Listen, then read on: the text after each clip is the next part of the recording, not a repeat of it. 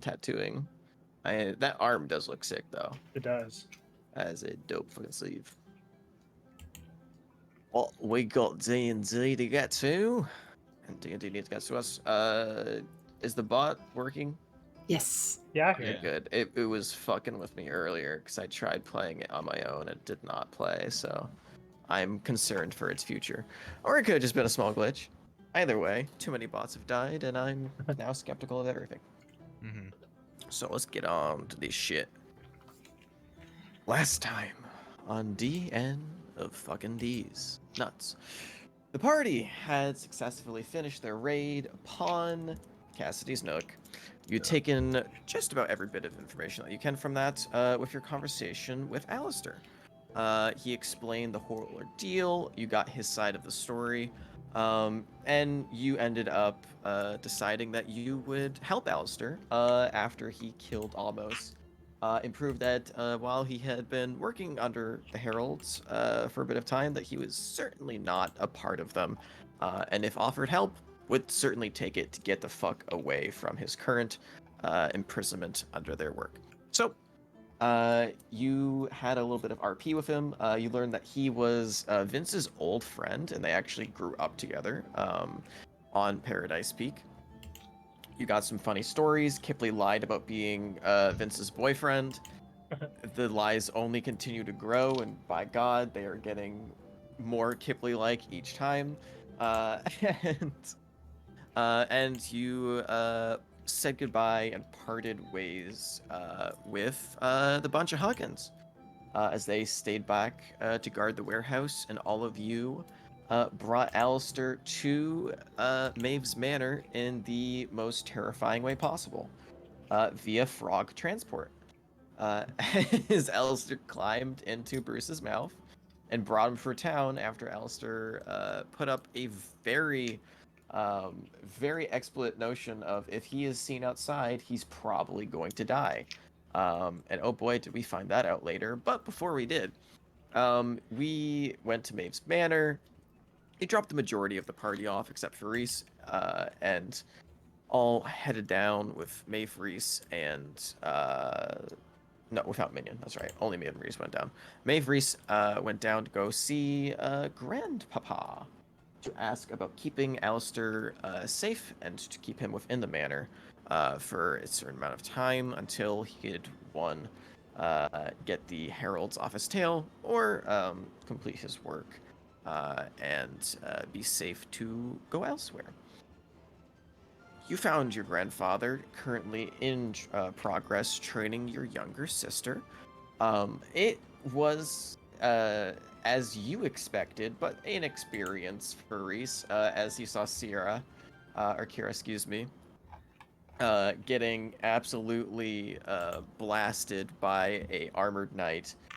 Thrown against the floor, and clearly in a rather intense training regiment, while your grandfather looked beyond disappointed and very broody, sitting in his throne, waiting for any sort of progress towards an awakening. Sadly, none of which. You stepped in, had a bit of conversation, where he talked to you about the progress, how literally nothing has come out of this training, and he found nothing but disappointment in Sierra, and gave Alistair his blessing to stay within the bounds, but said that he would be keeping very close watch on him, and wanted to know more exactly about his research since it was involved with the Heralds. And luckily, his hate of the Heralds lowered the persuasion check that was needed to actually pass and keep him on the premises. Also good. Reese, however, had a rather astronomical failure on the dice's part, as the natural one really fucked over her first impression on him. Also, the fact that she walked in with bone armor, and as one of the most prominent divine worshipping figures on the island, very openly discussed and added his opinion on how he think necromancers and necromancy are trash, and are against the ways of natural law and should be disposed of. So we were very happy that Minion was not brought because Minion would be in a grave 6 feet under. Well, probably not, just a radiant pile of ashes. But either way, um, you all headed back up and had a little bit of a mini conversation with Mama. Mama, Mama Maeve, also known as Ashling, Ashling Dumbala, had a wonderful conversation with you all, bringing you into quote unquote the den, where all of the dragons sleep, eat, and a exquisite dining table for guests was had. You got some funny stories out of her regarding Maeve about the time of like her and Pearl and how they first started dating went. Um, you got stories of battle of how the various different names in the Dumbala family were given out. Hers, of course, was being a demon slayer. Her father's being a god slayer, and how Maeve had yet not earned her title, and her father was out on a journey trying to claim the title of Titan Slayer. Um, this conversation went on for hours and you got some fun little tidbits here and there, but eventually Maeve was told to dress properly because you heard that Percival was coming. As your mother invited Percy over for dinner, he arrived uh, and had a little bit of RP with all of you. Very, very much seemed to be a forced gathering, as we had a little bit of forcing in both manners and attitude from Maven Percy. The pressure was on from both Grandpapa and Mama, as they both very much encouraged the two of you to get to know each other better, to express yourselves more freely, and of course, very much pushing that you should be getting into a relationship so you can get married, as it would benefit two of, well, one, it would benefit the God clan, the divine clan of the elves, one of the few people who actually still worship the gods, as they are in decline. And the Arcane clan, who are on the rise, would very much benefit from marrying into such a powerful family as the Dumbalas. So it was a win-win situation, and you all found out that this is not exactly an arranged marriage, but just about as close as it can be to trying to force one upon them. But nevertheless, a game of Monopoly was played. Tables were flipped. However, I do believe that we had, I think it was Rictus winning. Um, and we ended up settling in for the night as we chose various different dragons, wormlings, and all sorts of smaller draconic beings to cuddle up to for a little nap. As the sun set and a long rest began to kick in, some of you were woken by your high passive perceptions in the middle of the night, including Maeve and Kipley, to find a strange noise entering the cave, clacking of armor and heels, and a strange presence floating about the air. As a strange red-haired woman walked through the cave's entrance, which, for those who were not there or who have forgotten from last time, is hundreds of thousands of feet above the mountain level, as Maeve's home is about 6 miles up upon the mountain. And there's just a straight cliff drop-off. So there's many alludes to how she got there, but nevertheless, you heard the clanking as she approached and demanded to see Alistair, and she would take him without giving any harm to all of you or any of the pets held within. And she referred to them as pets because she did not seem to fear any of the Tronic beings, as the Dambala little act that they put on whenever an intruder has come in is to play coy and then surround your enemy with an insanely large amount of dragons, and the firepower of one Ashling Dambala and one Kenlin Dambala. Of course, your father not being there, it was just up to your mother and grandfather to defend the home, as she pulled out a blade that made both you and every single dragon in the cave have a feeling of dread. This without having to be identified, and you've heard legends of it in the past, being a dragon slayer blade. Uh, extraordinarily lethal to most beings and creatures in general for its high level of enchantment, but to dragons, a single cut could be worth 20. So you you immediately started going to a panic, and your mother threw you to the side, trying to get you to run indoors for protection, where you slammed into your grandfather's chest, as it looked like he was clearly awaiting someone or something to happen tonight. And a brawl began taking place. You learned one of your grandfather's magical abilities and traits, such as the traits that you have in your items. He can change any area of effect spell into that of a self-casting spell, as he took the power and damage of a meteor swarm and fired it off into the palm of his hand, shunting the woman out of the cave and dealing what must have been hundreds of points of damage. And you also saw one of the traits of the other woman as she began to either create these strange imaged versions of her, or had this rapid ability to clone herself. You're not quite sure which one it was, but a number of this similar looking figure kept rapidly cloning, or at least reappearing in multiple guises, as it was seen in total 100 of the same looking person was currently fighting your grandfather at one point. The fight being outside the cave didn't really put pressure on anyone. So a few of you decided to gaze and gawk at the carnage below, as your grandfather was slinging both 9th, 8th, and 7th level spells, like it wasn't really bothering him, and taking blows considerably well. Most of you just watched in both a bit of awe and horror, as the army of this woman, who's called herself Calamity, began to just take siege upon the Damballa household. And that is where we're going to pick up tonight, as all of you have now been awakened, except for that of, I believe, Rictus and Mammoth. Those of you which you are still asleep. Excuse me, not just Rictus, just Mammoth. As the rest of you were all currently awake and watching the fight below, you can now see that out of the 100 plus number of various different calamities, the number that's left is substantially lower. There is now only about a couple dozen left, maybe you guess like 20, 30. They are still engaged with your grandfather, and it looks like you can tell, Maeve. If he wanted all of them dead at once, he could 100% cast a leveled spell that was high enough to just deal AoE damage over the entire mountainside and kill them all at once.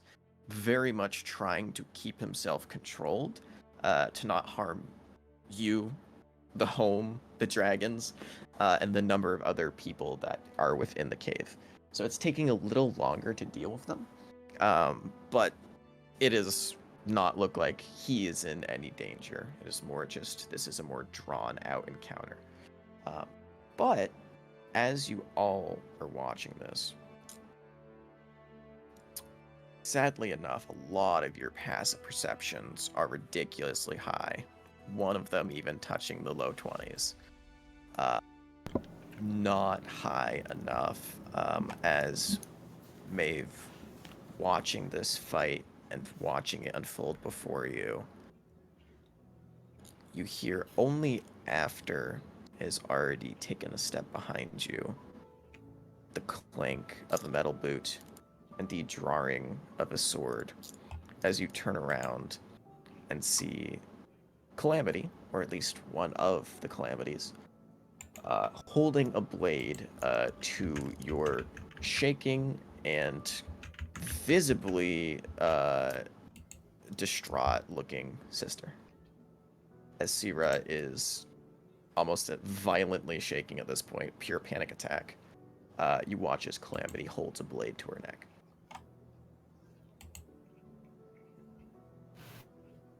Oh. You see that this red-haired figure is breathing heavily has blood dripping down the left side of her face. Seems to be in this state of high awareness, looking around rapidly, almost like a wild animal on alert. And you watch as she just lets out a very deep sigh, and you can see her entire body looks like it has been beaten, bruised. You can see chunks of her armor have been torn out, radiant singes on both her face, and you can see her sword has various different chips in it.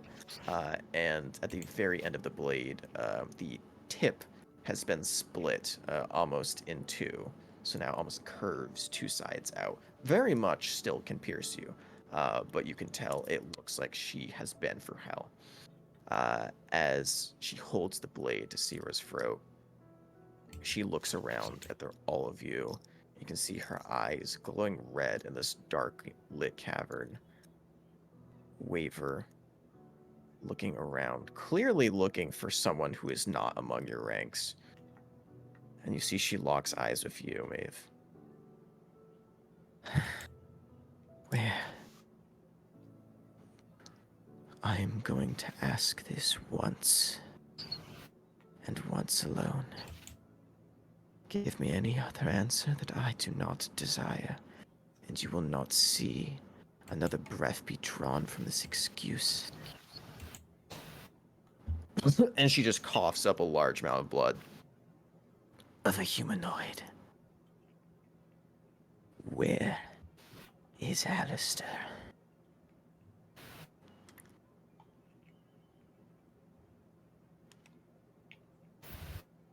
Ew, ew.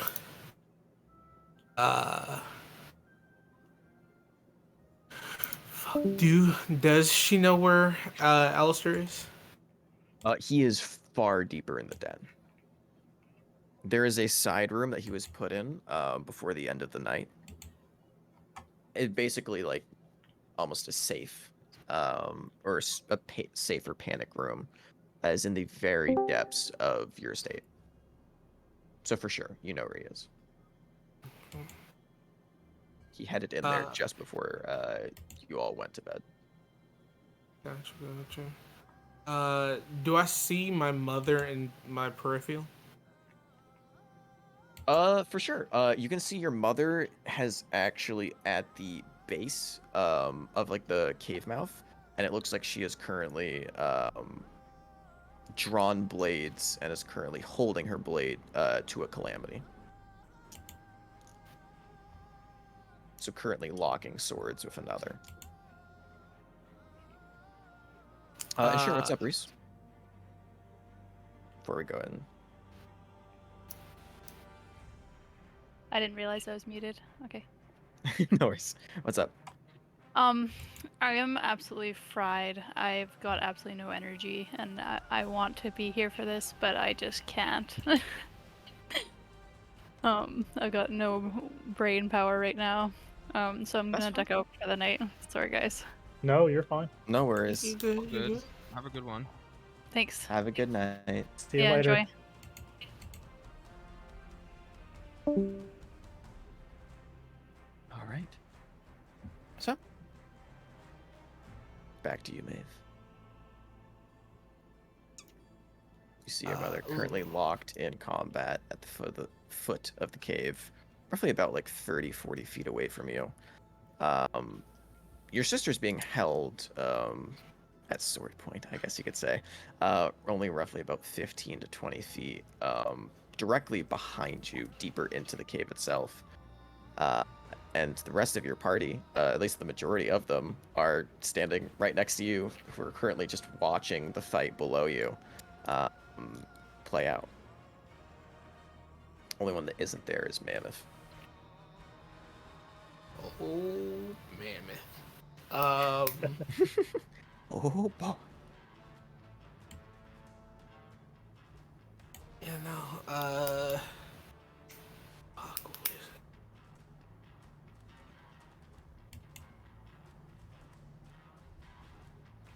it?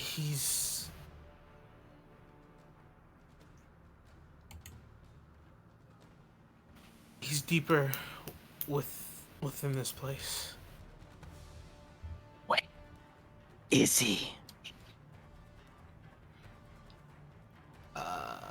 She'll give them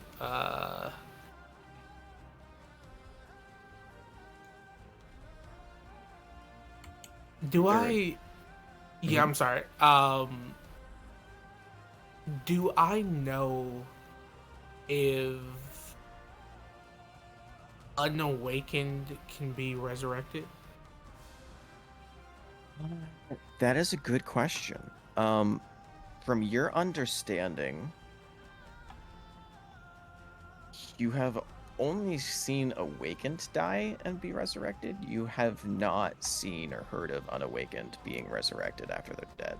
You don't know if that's just within your line of training. Has not been an explicit thing that they've prepared you for. At least you've heard in like history lessons.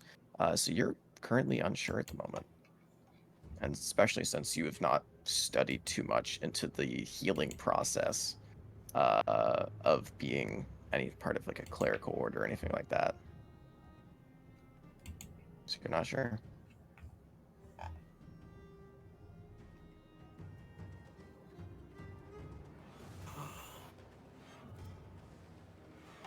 She'll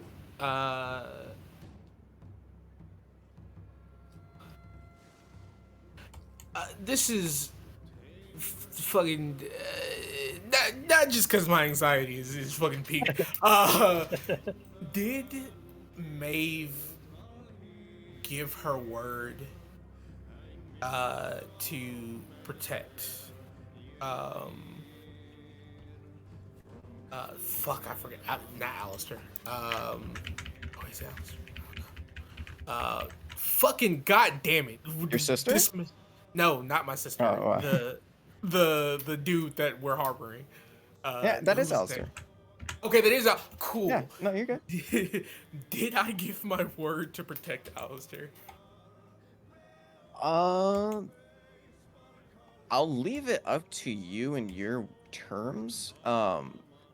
I don't believe that you said you would directly protect him. You said that while upon this estate, the Damballa family would protect him.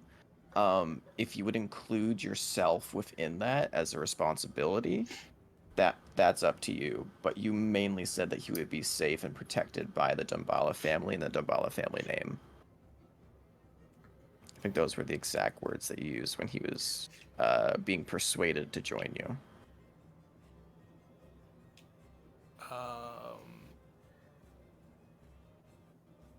Yeah, she's gonna pray that her family has this, and give her the location.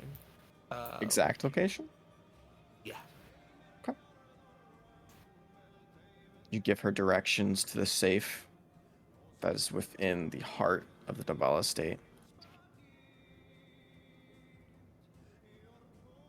And she looks at you, looks at your sister, clearly seeing that you understand the situation you're in. Gives an exhausted look.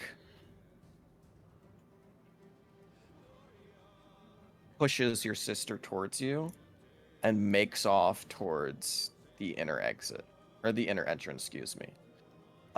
And you can see now that she begins to run away, as your eyes follow her, you watch in a moment as one foot of footsteps begins almost near like enter a vibrating state, or some sort of illusionary magic, mirroring, mimicry. You're not quite sure which one it is, but in that same sense, another double of her appears, and you watch as they run by the cave entrance. The double scoops up a sleeping mammoth in one of her arms and runs deeper within. What?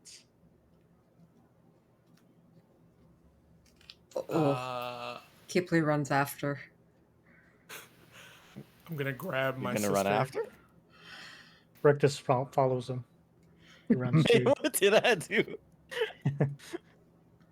It's like Merry and Pippin running after, running into battle. You're so right. Which, by the way, I will remind you, anyone who sleeps, anyone who normally has armor equipped, unequip that because you cannot gain the benefits of a long rest while sleeping, which means, Maeve, you are completely without armor. Okay. Whether or not you have your shield and sword stored within the estate or your vassalship token, I leave that up to you. But your AC is currently whatever it is, plus your dex. Gotcha. So, Kipley, as she enters within the estate, you're gonna run into the estate after her. Yeah. Anyone else? Yeah, I'm Sure. following. Okay, I'm so following Kipley and Kipley. Rictus in hot pursuit. And I guess I wouldn't have my armor either, right? Nope. Okay. And it's what's the natural armor? Is it 10? The base armor is 10. 10? Okay. Plus whatever your dex is. Yeah. Okay. All right. And Maeve, once your sister is released to you, what do you do? I am checking a one thing. Sure. Because it may be very Mhm. important. While you do that, Sierra falls yeah. to the ground in front of you. And you can see still shaking, just kind of grabs onto your legs. And you just hear her silently murmuring over and over again. Thank you. Thank you. I didn't want to die.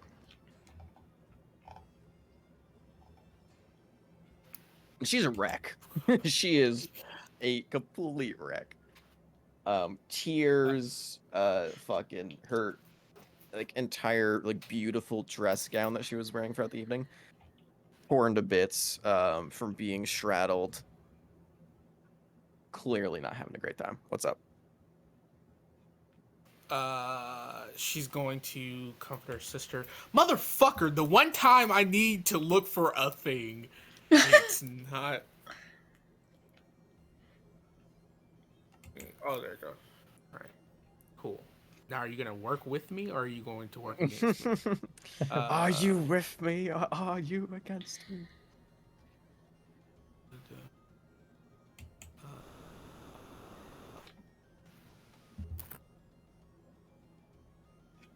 Motherfucker, I'm so sorry.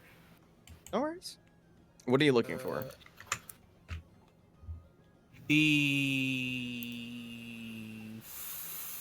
Okay, there it goes.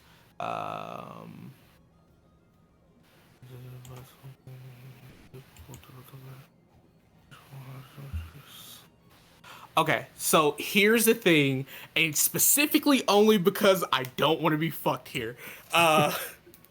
So the rule technically is that you can't sleep in Trans. armor. Yes. Yeah. I trance, and because I'm in the Ladrin, my trance is also different, in which I maintain consciousness during the duration of the trance. It's no longer the semi-conscious it used to read in the other ones. I maintain full consciousness, and I'm not technically sleeping. So can I have my armor? I have my armor, please. If it doesn't state that there's any rule against not being able to trance within armor, I don't see why not. It literally reads. Well, I can just post it. Yeah. I don't have to read it to you. No. Read the 20 thing. Yeah, you don't need sleep, and the magic can't put you to sleep. You can finish a long rest in 4 hours if you spend hours in trance-like meditation, during which you retain consciousness. Maintain consciousness and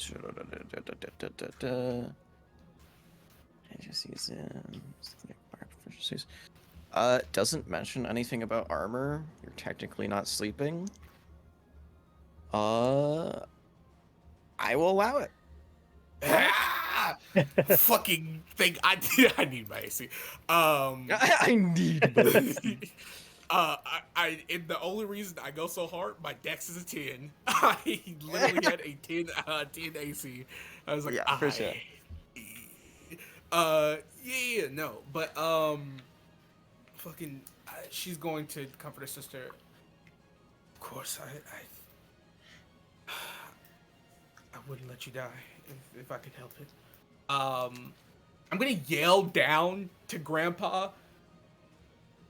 Grandpa, she's going for him. He is hundreds of feet away. So go ahead and what you say, and then we're gonna make you a performance check to see if he can hear you. I'm going to say, Grandfather, they're yelling this. I can't yell this. Yeah, for sure. I got you. It's Shrouded! What the fuck? Grandfather, they're going after him. She's going after him. That's Performance. Performance. That's gonna be a solid fucking fuck me. All right. It's normal. All right, dear gods, be with me. Oh, you fuck me. I'm gonna use a fucking inspiration. Using inspiration? Okay. Yeah. You have the talisman too. Oh yeah, talisman. No, if you get a 4. Well, it doesn't change anything. Go ahead and, if you want, you can roll a d4 and use the talisman. It's a DC 16, so if you roll a 4, you can get it. But anything below, you're gonna fail. This is where Kipley saves me once again. If this fucking saves, I swear to God. Jeez. Okay, the most useful talisman I've ever seen used in a warlock. We're gonna all want one. Yeah, at the end of the campaign, it's just Kipley handing out talismans for Look, money. it's a lame ass You thing. win that race, kid? Here, take the talisman. So you shout out, calling out for help your grandfather, and you just hear maniacal laughing mixed with spells being slung as he is tearing through the remaining calamities. Very, very unlikely he actually heard you. With how loud and blaring the combat is, especially since it's not just swords clanging against armor, it's the sounds of small nuclear explosions going off as the man's causing high level flame strikes and detonations to literally explode the mountainside. So you're shouting into a war zone. I'm going to tell Kira, I know you're scared right now. I understand things are difficult, but I need you to do the most important thing you've done with your life. I need you to hide, and I need you to stay out of the way. Oh, I can't operate fully knowing that you're in danger. I need you to put every ounce of energy you've ever had into hiding and minimizing your presence. You see her beginning to silently nod, and you watch as one of the shadow dragons that is lurking about the cavern runs up to her and just grabs her gently in its teeth and begins pulling her towards the shadows and wrapping its wings around her to cover her up. And Draconic, I'll say thank you and then begin heading with the others. For sure. Along the way, Maeve is kind of in full attack, and she pierces her hand through her shield and turns them into the gauntlets. Yeah. Ripping them in half and the molten metal melding with your flesh. As you run towards it, go ahead and give me a quick wisdom saving throw. Yeah,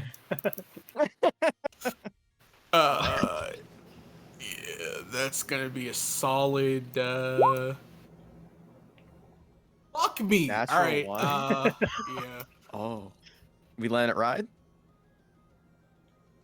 No, fuck it, we ball. I'm just gonna have to take these L's in combat. For sure.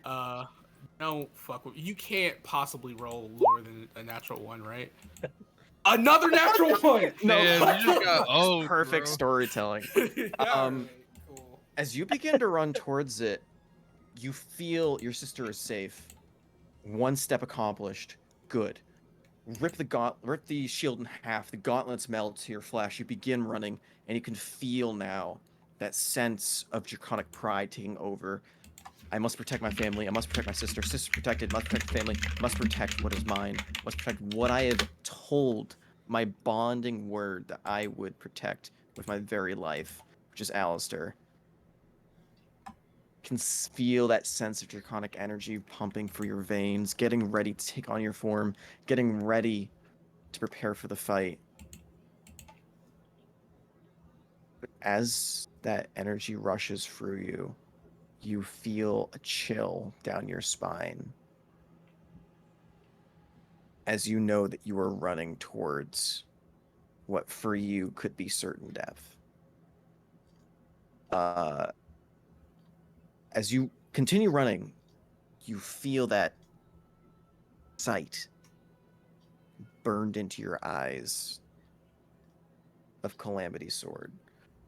You can continue running in. It is not the full frightened condition, but any attacks and or saving throws made by or against Calamity are going to be at disadvantage. Oof.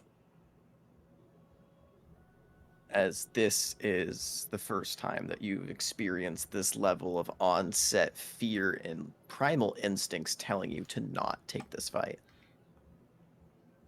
But nevertheless, Kipley ran after first.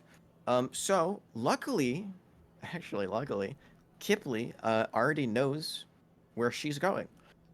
Because the first time that you went down here and almost went towards that locked door was right when you got your card from the Flaming Tree. So you rush in already knowing where he is, and you can hear Calamity running ahead of you, heavy breath, like winded. You can hear her boots slamming against the ground as she begins to take off towards the door. Is there anything special that you're doing, or are you just full action dash running after her? And this, so that, just to make sure I understand, so two calamities kind of ran two different ways. They're both running the same way, but you watched as one of them, just before they exit the chamber, snatched up Mammoth, Okay. and continued down the same way. So, I mean, as she's running, she wants to look through her lens just to see if she sees anything differing between the two of them. Okay. You have lost sight currently of them as they've taken off ahead of you, and you had to catch up. If you want to action dash, you could meet them next turn. But from looking at what you've seen already, like you know, you have a stronger intuition of what might be happening than the others. But once you get there next turn, for sure you can attempt to catch up and view them through the monocle again. Okay. But any like spells or anything like that that you want to cast now? Knowing what she's seen already, I think she's going to just. Oh, actually.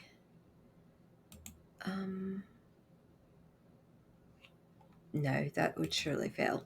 All right, she's just going to, yeah, she's going to dash and just get as Okay. fast as she can. Rushing around the corner, you and Rictus. Also same thing for Rictus. Any spells or anything you want to cast beforehand? My only question is, am I able to keep up with them since my speed's Do only you have reduced 25 movement? feet? Yeah. Yeah.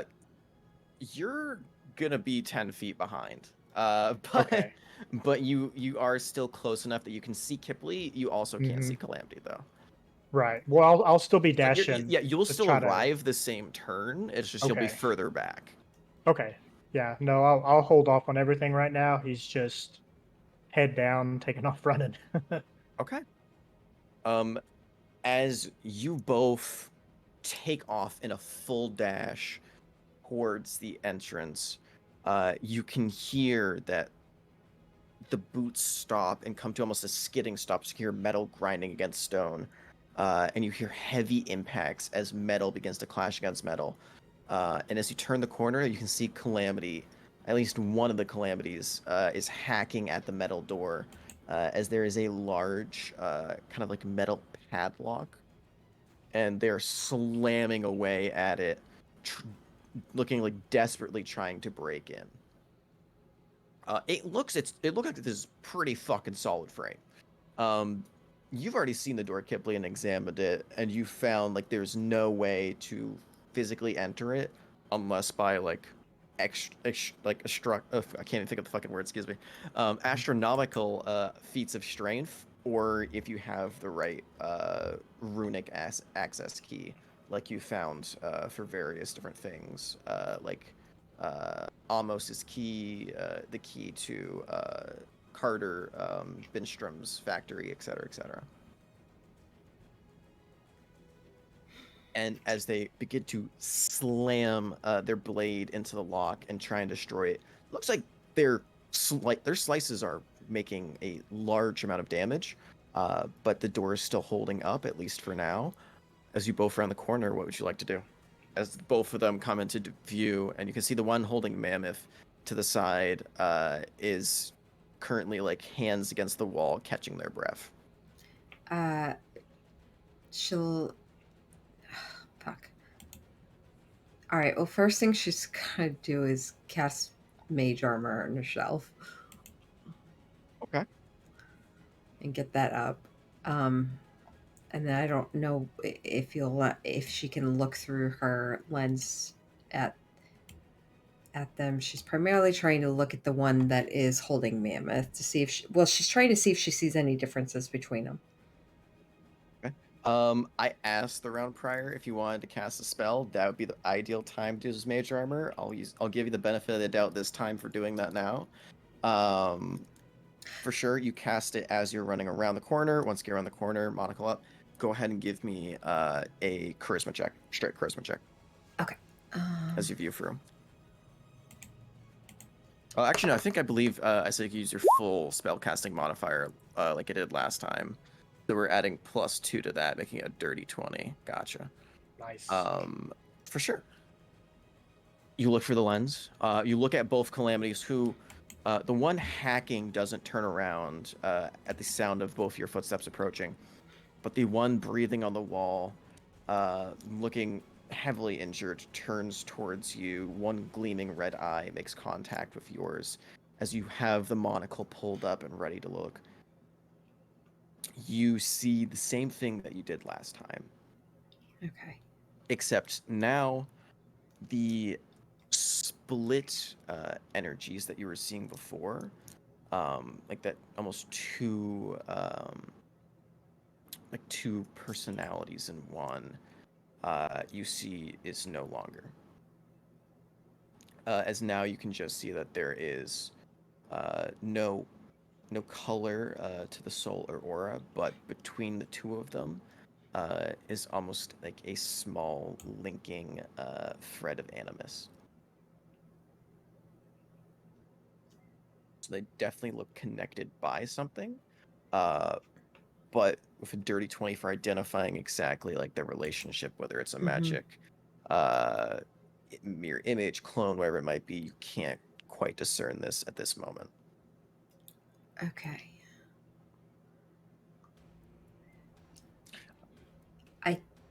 Go ahead. While you're thinking on that, Rictus, is there any action that you would like to take? I think I would just get myself prepared just in case, because I don't really know what's going to be happening right now. Okay. I'm just kind of well, I guess you could say I'm standing in a defensive mode right now. All right. Gotcha. I think Kipley would pause and just drop her monocle, let it it's lashed around her neck, so it just drops her chest, but she just holds her hands out and just says, and she gets tears in her eyes and just, please don't hurt him. Please. Please. He's helpless. You see the calamity that's holding Mammoth look at you with those same emboldened red eyes. Now kind of holds him. She was holding him by like the scruff of the neck before grabbing his collar. Now you watch as the hand grabs the actual throat and holds him up against the wall instead. And addresses you specifically. Then why don't you go back from whence you came? You being here means he's dead. Do you want him to be dead? No? Then run along, little rabbit. I can't. And she takes the sword and puts it and slams it into the rock wall behind him. So now it's kind of like stabbing into the wall right next to his neck. And she begins grinding it through the rock, tearing towards his neck slowly. Run. Kipli squares her shoulders and she loses like the scared look, and she just says, "The witch has her eye on him. I can't leave him." Okay. That's it. Okay, I was gonna say, do you want to follow up? Nope. I think it's just Nope. cold ass line, but okay. And then, well, okay.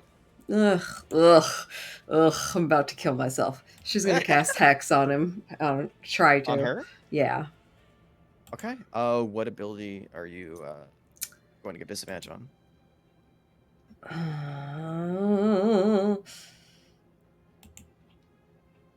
Wisdom. Wisdom? Okay. You cast Hex. Immediately, the smoke emerges from your lens and shoots out, running across the floor, binding her slowly around her feet, clearly billowing up over her form and then settling directly on top of her eyes, kind of dimming the glare ever so slightly. As she looks towards you and now tenses up, clearly the blade was being dragged as a threat, not actually ready for combat, more leaning towards trying to scare you off, but now in a defensive form, looks towards you. It's still your turn, if you want to take an action. A Hex is a bonus action. Oh boy.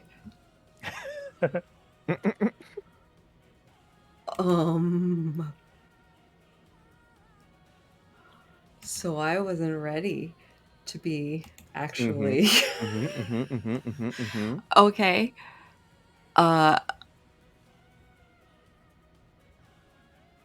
That's not gonna work. I guess she will try mind spiking. Oh shit. Okay. So wisdom saving throw.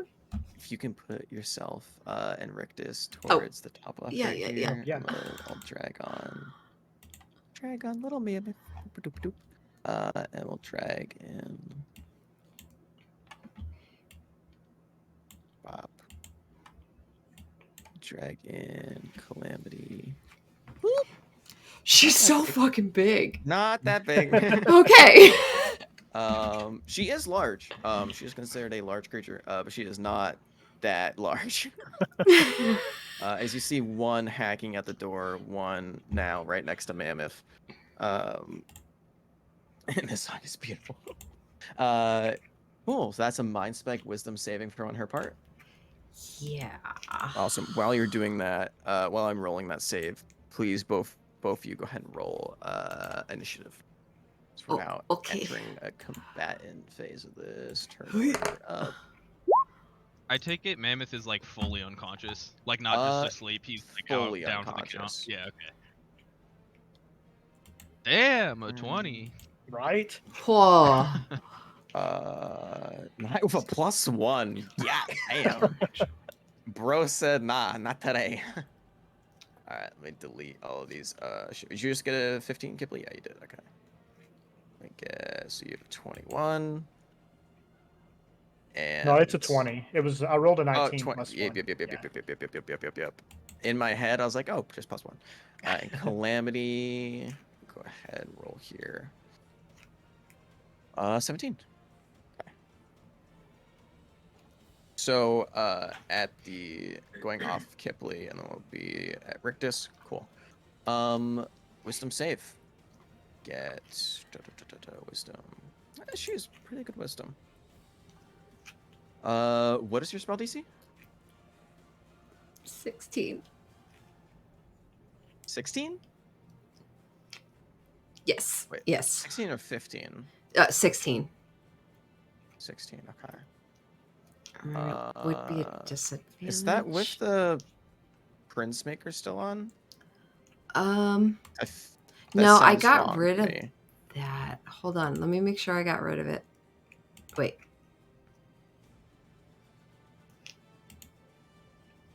It's 15. Just make sure. Okay. I I thought apologize. so, I but- had thought I had gotten rid of it. No. You're fine. I was just doing math in my head. I was like, wait, but 15.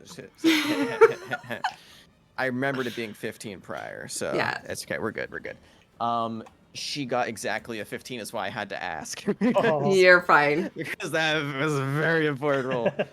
She passes, and it's saving throws aren't disadvantage. It's ability checks for Hex that are disadvantage. Otherwise, that'd be a very broken first level spell. So if she's trying to perceive and/or insight something, it's gonna be a disadvantage. But saving throws is still the same. Cool. Oh, and I will mark which one is Hex and which one is normal. Boop. She saves. I think she still takes half damage. Yes. For my spike? Yes, go ahead, roll. Okay. 3d8 psychic. Well, shit. So 8. Oh, that would have been really good too. 8 points damage, nice. No, let me go ahead and turn on these health bars real quick. Okay, that's gotcha. So now 4. Ba-ba-ba. And let me know if you can see these or not. You should be able to.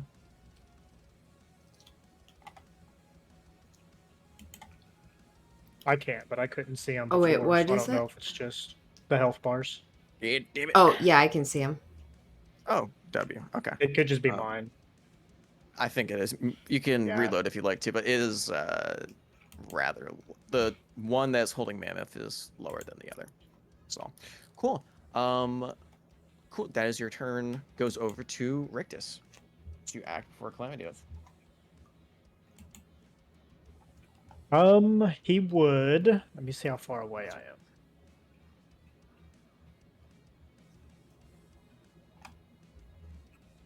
Okay, 90 feet. about 100. Yeah. He's gonna run up. Whoops. Grab my pointer. We'll run up here. Rupert will kind of follow. And I think that puts me within. Yeah. Okay. 80 feet. As he's running up, over his left hand, a little softball-sized orb begins to form.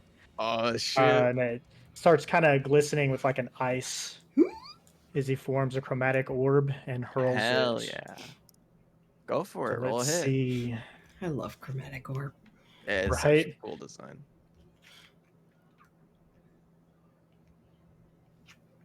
Oh, shit. That will hit. 26. Another my 19 on my gosh. roll. Holy shit. Throwing the orb cascading over your shoulder.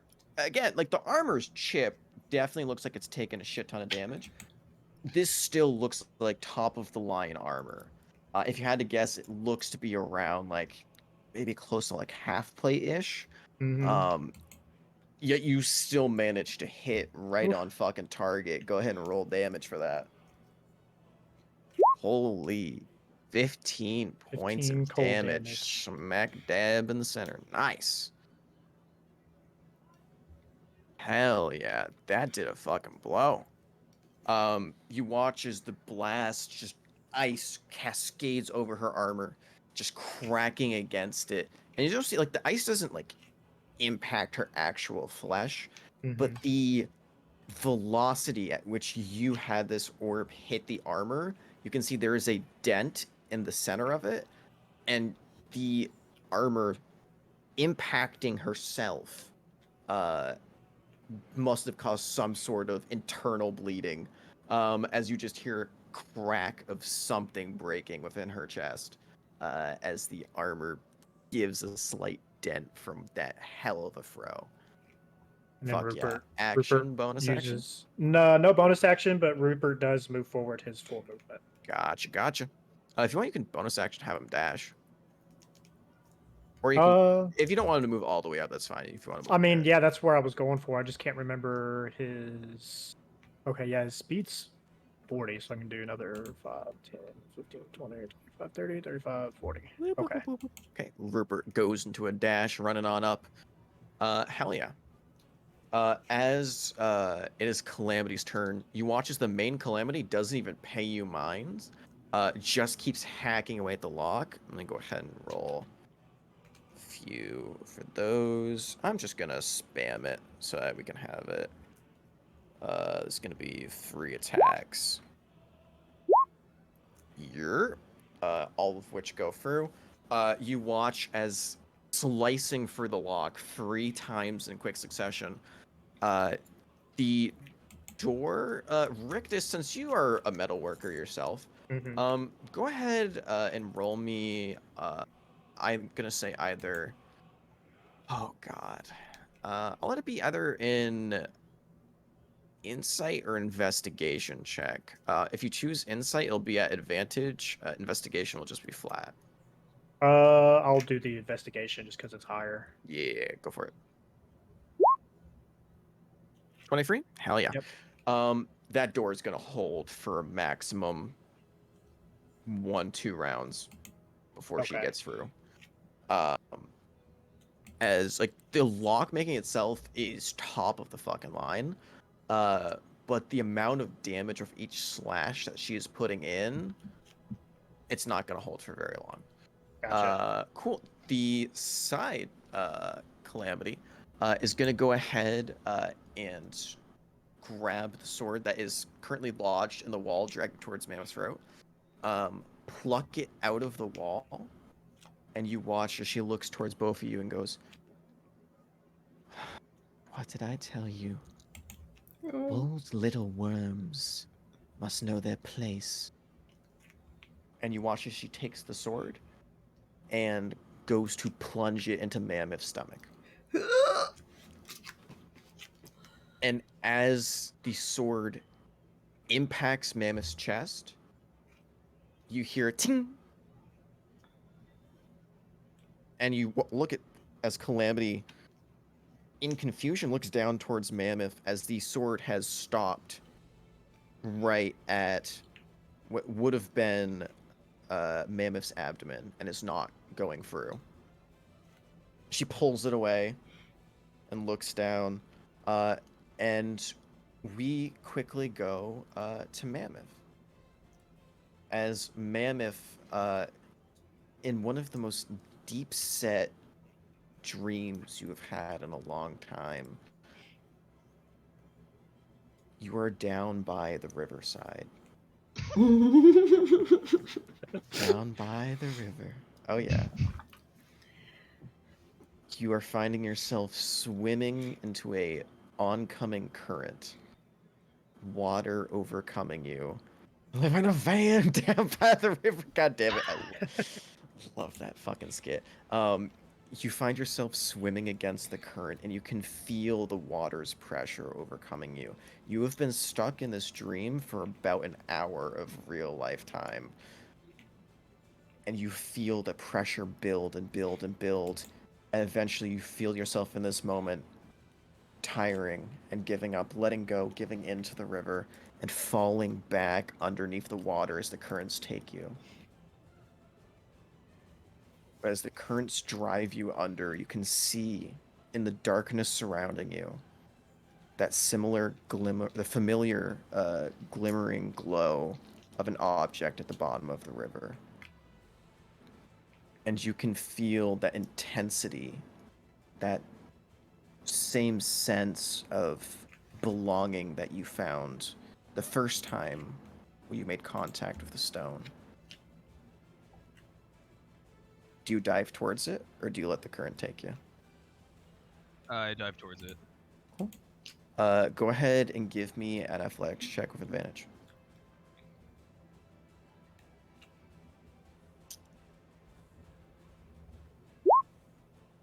15. Barreling towards the stone, you feel that there is something dire that is driving you to grab it. Something that you must grab it, or some consequences will be had. You reach out, you snatch the stone, and you find yourself jettisoning through the river, being thrown up as if by a force of unknown power. And as you break through the surface, your eyes open and you find yourself clutching the stone to your chest, and a sword is pressed against you as a very tall red-headed woman looks down at you in confusion and anger. As the sword pulls away, you can see the stone, not even a scratch on it, begins growing a brilliant green energy. And as you find yourself being in this grapple held by her,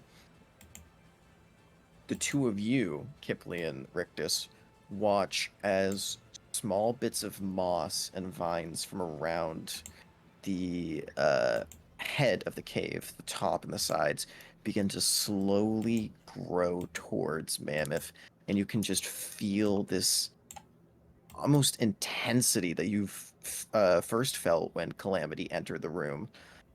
Except instead of coming from her, you feel it originating from Mammoth. As Mammoth, go ahead and roll initiative for me on the turn order. You do not have Bruce immediately by, but you feel the stone in your hand and this current possession that you can very easily summon him. And luckily for 7, that means you're just going to go quicker. Stop. That is her turn. Kipley, after seeing Mammoth awakened, not pierced by the blade, but now still very much in danger. What would you like to do?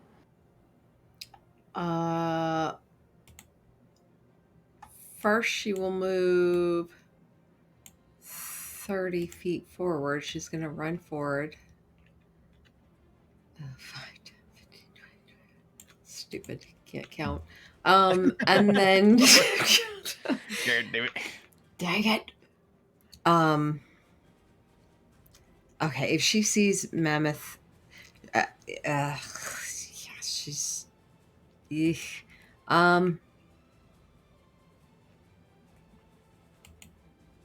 She's gonna cast Mind Sliver. Okay. That is that wisdom or intelligence? Intelligence saving throw. Intelligence saving throw. Not proficient, but she is rather intelligent. I believe it. Go ahead and give me. I believe. Let me go ahead. I'll do this public, because there's actually a high chance that she fails this. What? I immediately resend that. As you feel that her mind is a steel trap, and you are not getting through that in the slightest. That's your action, bonus action. I have no fucking bonus actions. She I just... can shift if you want. It's useless here, and I just keep dying when I shift. I feel like I've now fucking perturbed you from going into shift since you keep getting No, it does. She just dies. She just puts herself in peril, so she's just gonna scream fuck and just stand Good there. alternative as a bonus action. Bonus action fuck. That's the end of your turn. Mammoth, that is your turn. You feel no action needed. Bruce is calling out towards you. We bring in Bruce in? Yeah. Cool. So as you're held in this grapple, you just kind of look up at the woman, look up around you in your situation, and just call out, Bruce! And the rest of you hear that the walls around you are brought with a new echo. As you can hear clanging of another pair of footsteps approach, as Maeve, you are now going to be coming in the round after this. But you hear bounding of something else as the ground begins to rumble and the air about you which is now giving off both the presence of Calamity and Mammoth, is brought by a furred aura. As behind you, you hear as a much bigger than before giant version of Bruce barrels down the hall, leaping past Jeez. both Kipley and Rictus, and landing in the center of a hallway as it looks towards Mammoth and just releases this monstrous roar in Calamity's direction. Just terrifying. You have your turn. Okay, let me check something. Let me quickly send you. Ooh, okay. We're gonna actually hold. Let me.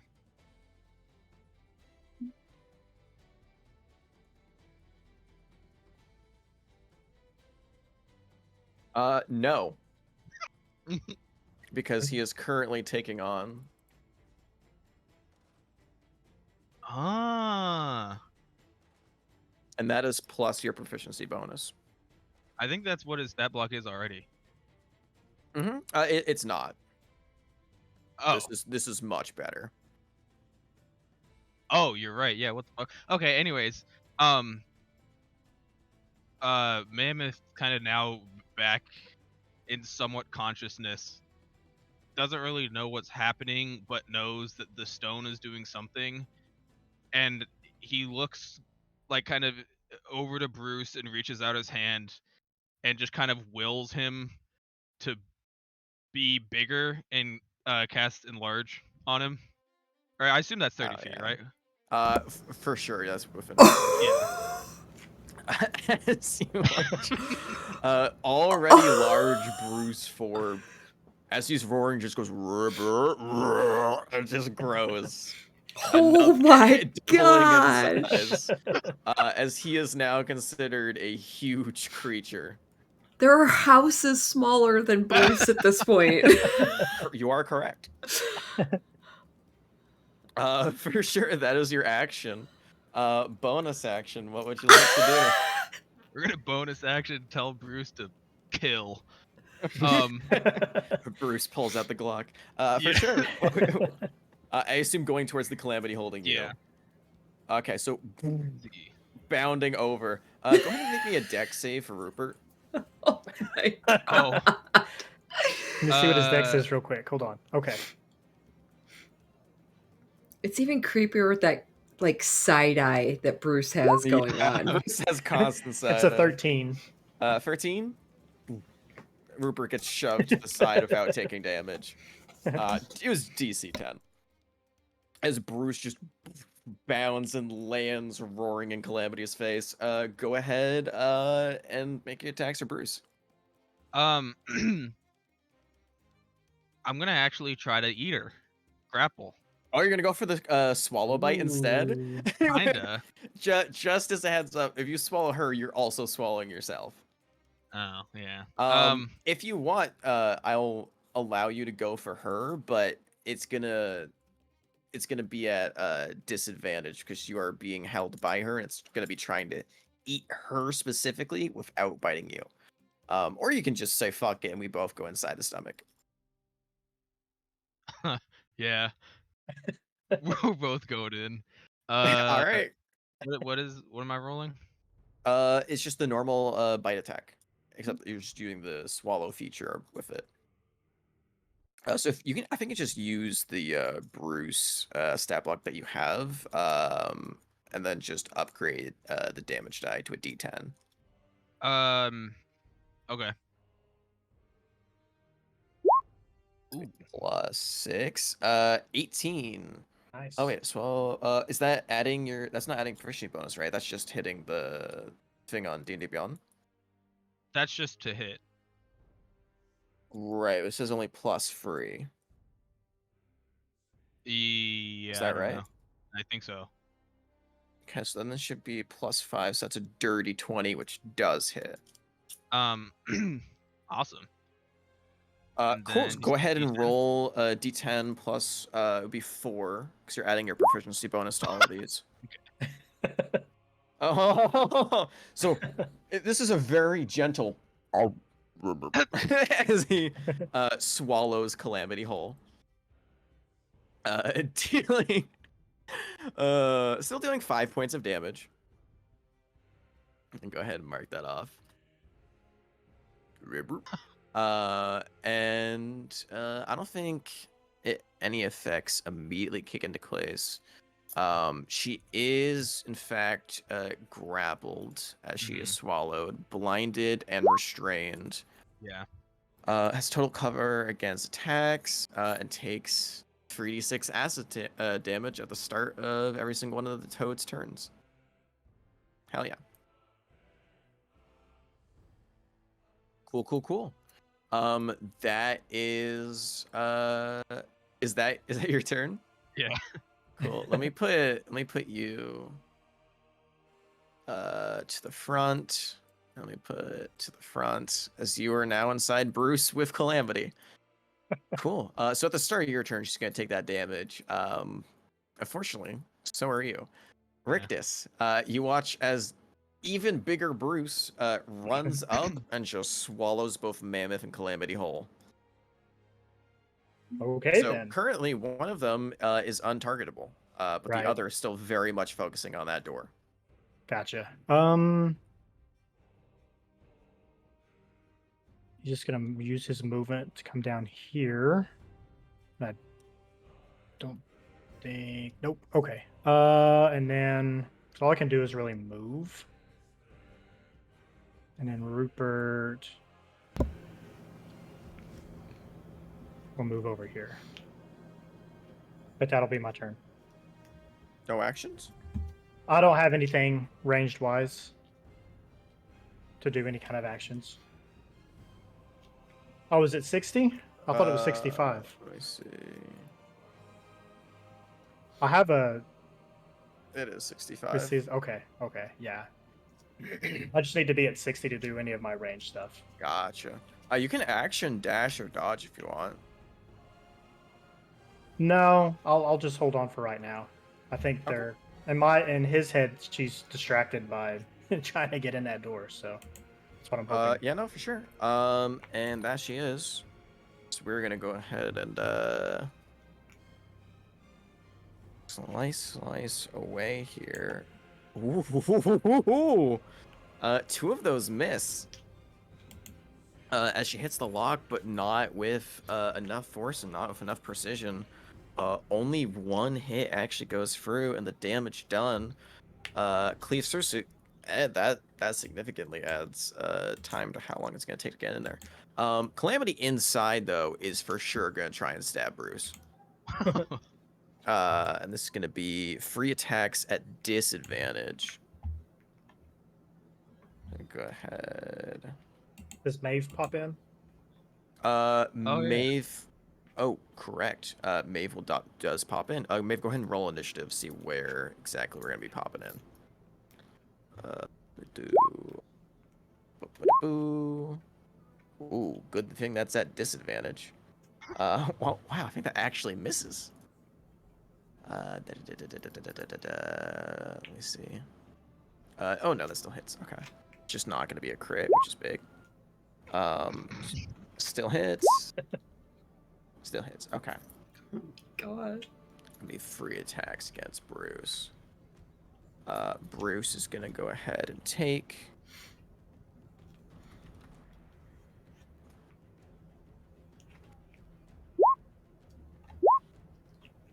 Gotcha. So that is 24, 32 points of damage to Bruce.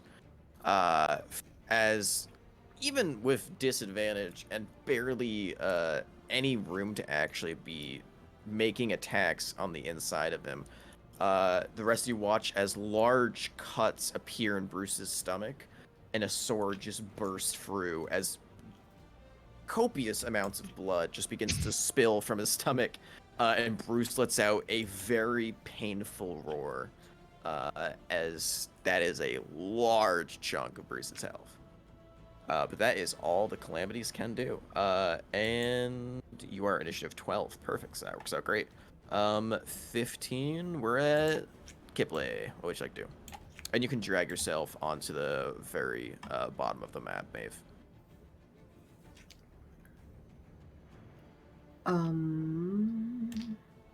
She's going to run here and go for the only person she could see. She will Eldritch Blast. Go for it.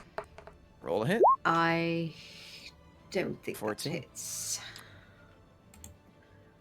Flying into the armor, you watch as it hits and then sizzles right off. Not a single bit of impact had. For sure. Any movement or bonus? Nope. Nope. Cool. She just screams Fuck again. that shit, I'm out. Yep. Maeve, that brings us to you then. As you approach and see the scene before you, you see a huge-sized frog, a huge-sized Bruce, profusely bleeding. You see Rictus and Kipley, and you see only one Calamity, because you did see two go in here. You see only one Calamity hacking away at the door, which you know right behind is Alistair. You're up.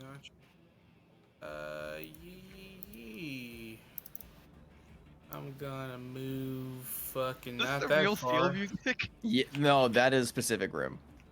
Oh, Pacific Rim. Yeah. I love how that pops up as Maeve in full armor comes running into the fight. Dropping in the Jaeger. Maeve is going to action fucking let's see. Okay, it's only 30 feet. Is going to action. I can't get to her if I wanted to. Nope. But is going to Kip. Okay, cool.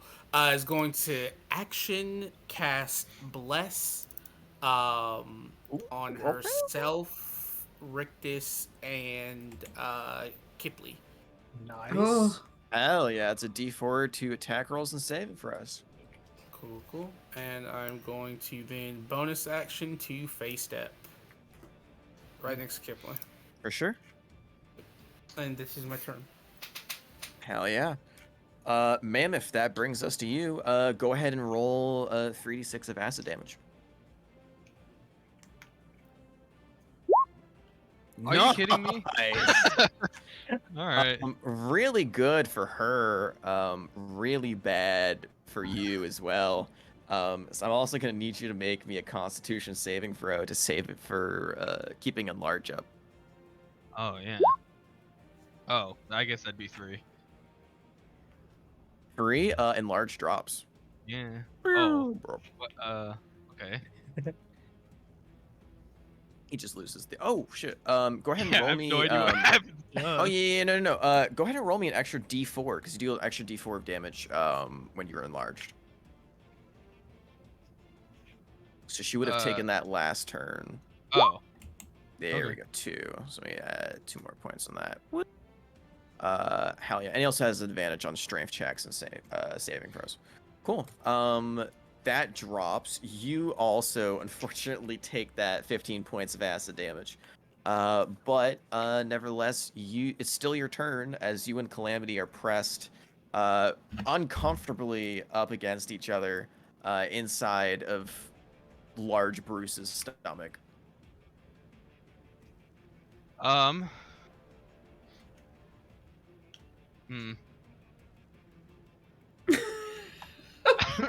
didn't think of this through. Well. This is the consequence of my action.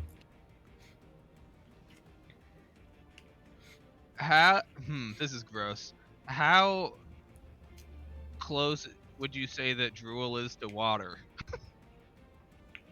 Drool is to water? Yeah, like Bruce's saliva. I'm gonna need to get the full context of And this can I question use here shape water on it? for the purpose of freezing it.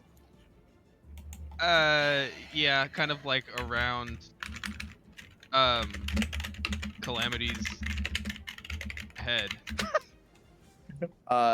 In this case, no. Okay. You can barely see, and you're in an acidic stomach. Not a whole lot of drool to be had in here. Yeah, that's good comms. Okay, well, we're just gonna try to knife her with the card. Sure.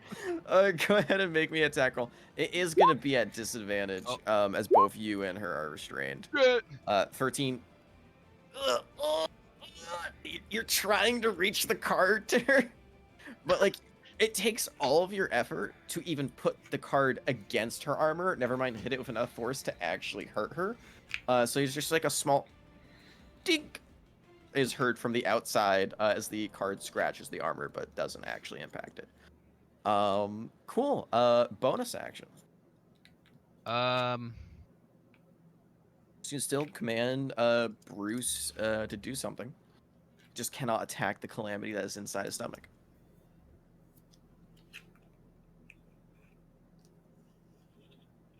You can also tell him to spit him out if you want as well. No, Mammoth is restrained. Never mind.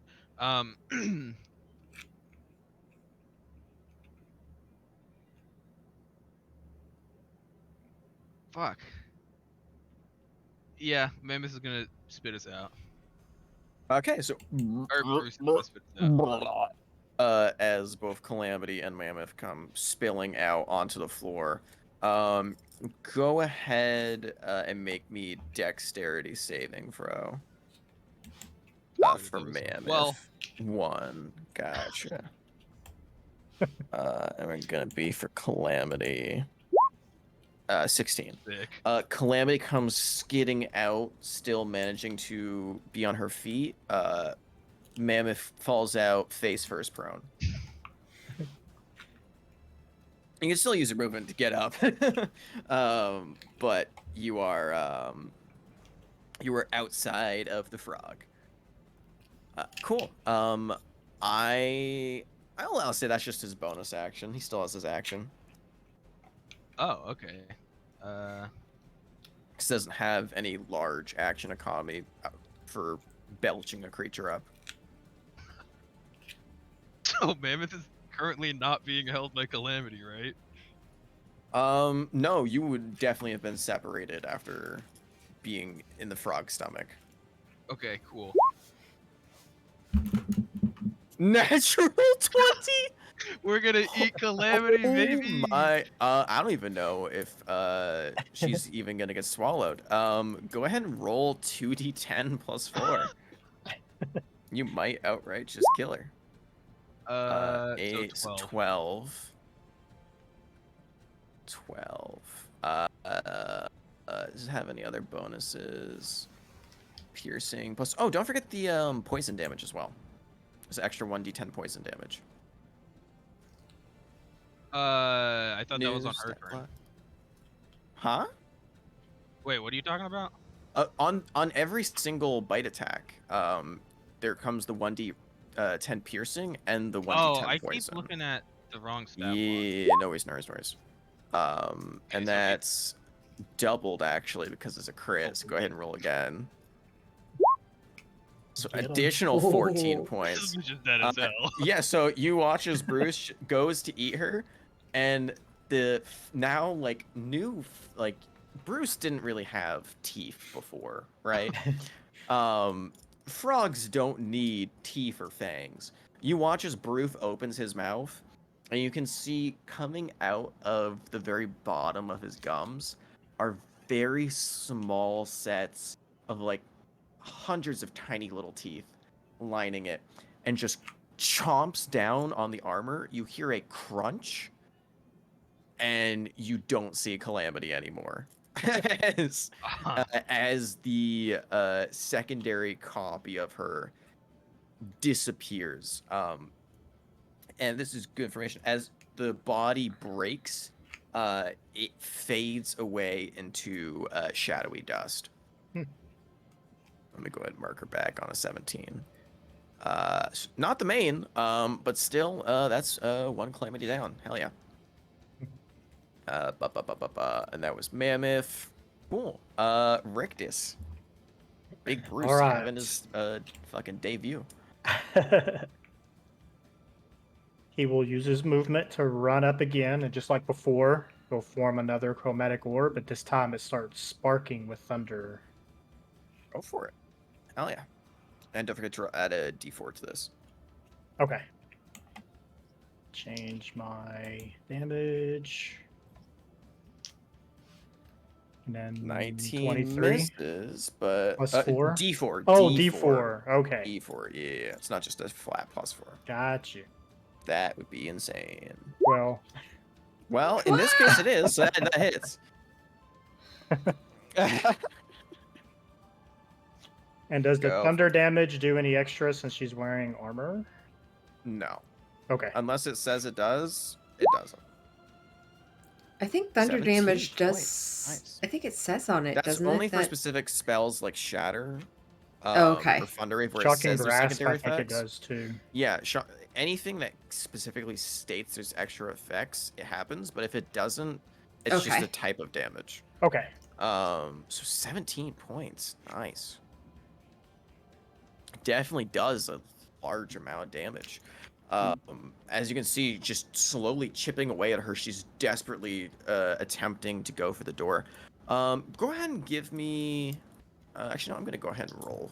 I'm going to do randomizer.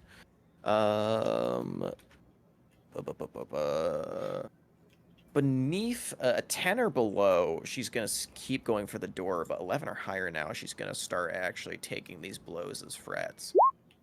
She's actually going to start taking these blows as frets. As it comes to her turn, you've done... Oh, in case you have a bonus action, go ahead. My apologies. No, you're fine. Bonus action, Rupert's running up, and he's going to take some swings. Yeah, go for it.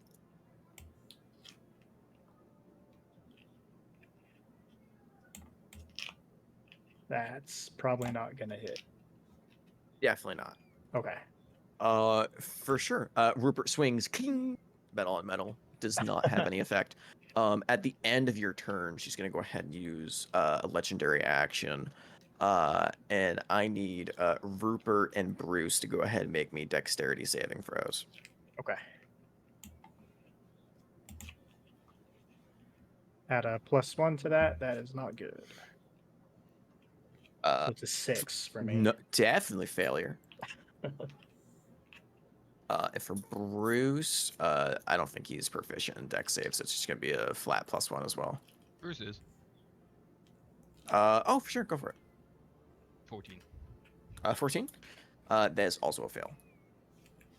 Shit. Both of them are going to go ahead and take. Only this could be +6. 14 points of piercing damage. No. Which large Bruce falls. And opposed to full on disappearing, you watch as Bruce just falls over. Lying on the ground, currently unconscious.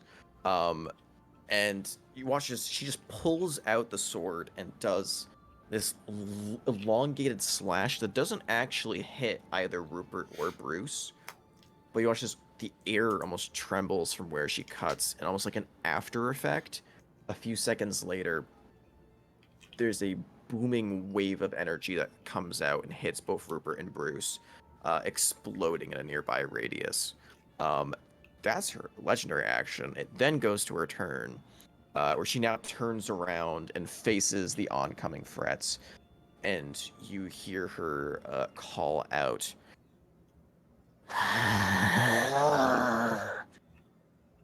"One after one after one after one. This was supposed to be a simple job. I'm going to give you the smart choice of running away. Now, I'm gonna need everybody here to go ahead and make me a wisdom saving throw.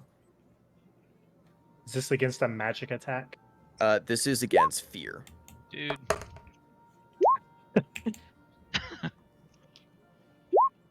Rictus is taking all the fucking luck tonight. Hey, Bruce got a natural 20. No, so, those were My failure, good rolls are failure, failure. This is against if you get saves events, I have advantage spells. on magic. Magic and magical effects. Go ahead and roll Yeah. again. Failure, failure, and only one success, but we do got a success. W. Natural 20. As the rest of you are all frightened. Uh, all attacks against Calamity are at disadvantage, and you cannot willingly approach the creature. And let me go ahead and mark little icons on you. That's a good frightened one. Is there a screaming skull? There is! Yes! Oh, I love that. I love the Roll20 icons. They're so cute. As Maeve, Kipley, and Bruce are all frightened, but Rictus stands firm. Your gnomish blood coursing through your veins. You feel that this is a spell and not just the effect of her person, as you maintain your will and your mind, and you keep yourself grounded. That is her action. Bonus action, she is going to go ahead and take another swing at that lock. 21, damage goes through. Rictus, you think this is next turn? If she hits enough, 2 hits It'll will be- be enough to get through. Okay. Maeve, that's you. Or not Maeve, goddamn, excuse me. Kipley, that's you. Press the turn First, order twice she's back, so- going to move her hex to her. Sure. And then she will try an Eldritch Blast. Go ahead and roll disadvantage.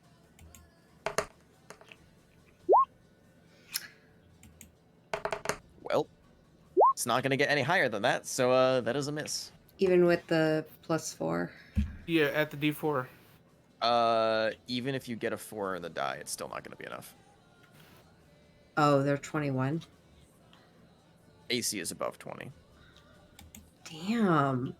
We've not hit the exact AC yet, so it's still a mystery because Rick just rolled ridiculously high, but it's somewhere between 26 and 21. Okay. Cool. That is any movement or anything. 'Cause you can move away, but you cannot physically get closer. So you can move like diagonal to the sides, but just not forward.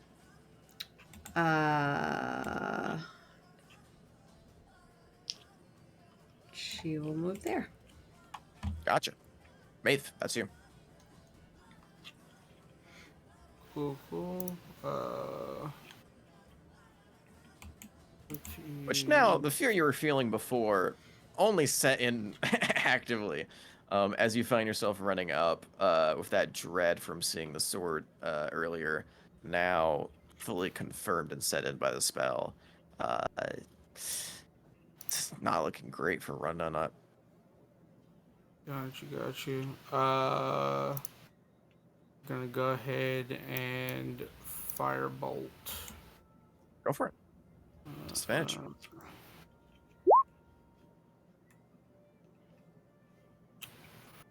23. And the lower than that, 16. As a miss. As both Eldritch Blast and Firebolt go off simultaneously. They both don't even hit the armor this time, just go flying wide off, hitting the wall and sparking the door behind her. Got you. Is this a fear that we save from at the end, if it's the spell fear, or? This is not. Okay, gotcha. This is you are feared for 1 minute. Oh my god. Yep. Mammoth. As you are currently behind the slowly fading away Bruce, what would you like to do? So you're also friend.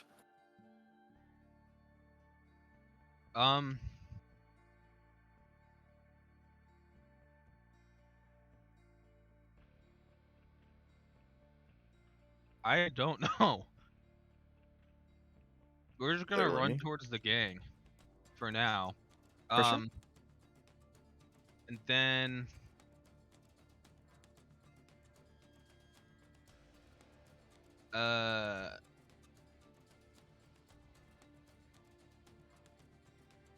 I don't know. I guess Shillelagh on Tadpole. For sure. Cast Okay. Shillelagh on Temple. Hell yeah. Feeling that newfound energy, you have this impulse to just hold the stone to the staff, and as you do, you watch as the tip of the spear begins to glow with almost this brilliant green energy. Hell yeah. And Shillelagh is cast. Shillelagh is a bonus action. You still have your action. Oh, that's unfortunate. um.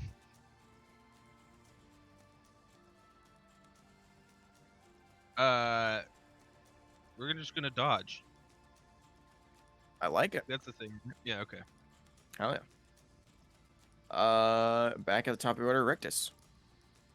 Rictus looks back and he can see that his friends are looking a little frightened. He backtrack over here to Maeve, and he reaches up with his left hand and touches Maeve's forearm and says, Maeve, everything's going to be okay. You've got this. And he casts heroism on Maeve. Oh, shit. So they Hell are yeah. immune to being frightened Oh. and gains yes, sir. temporary hit points equal to Your 5? spellcasting modifier.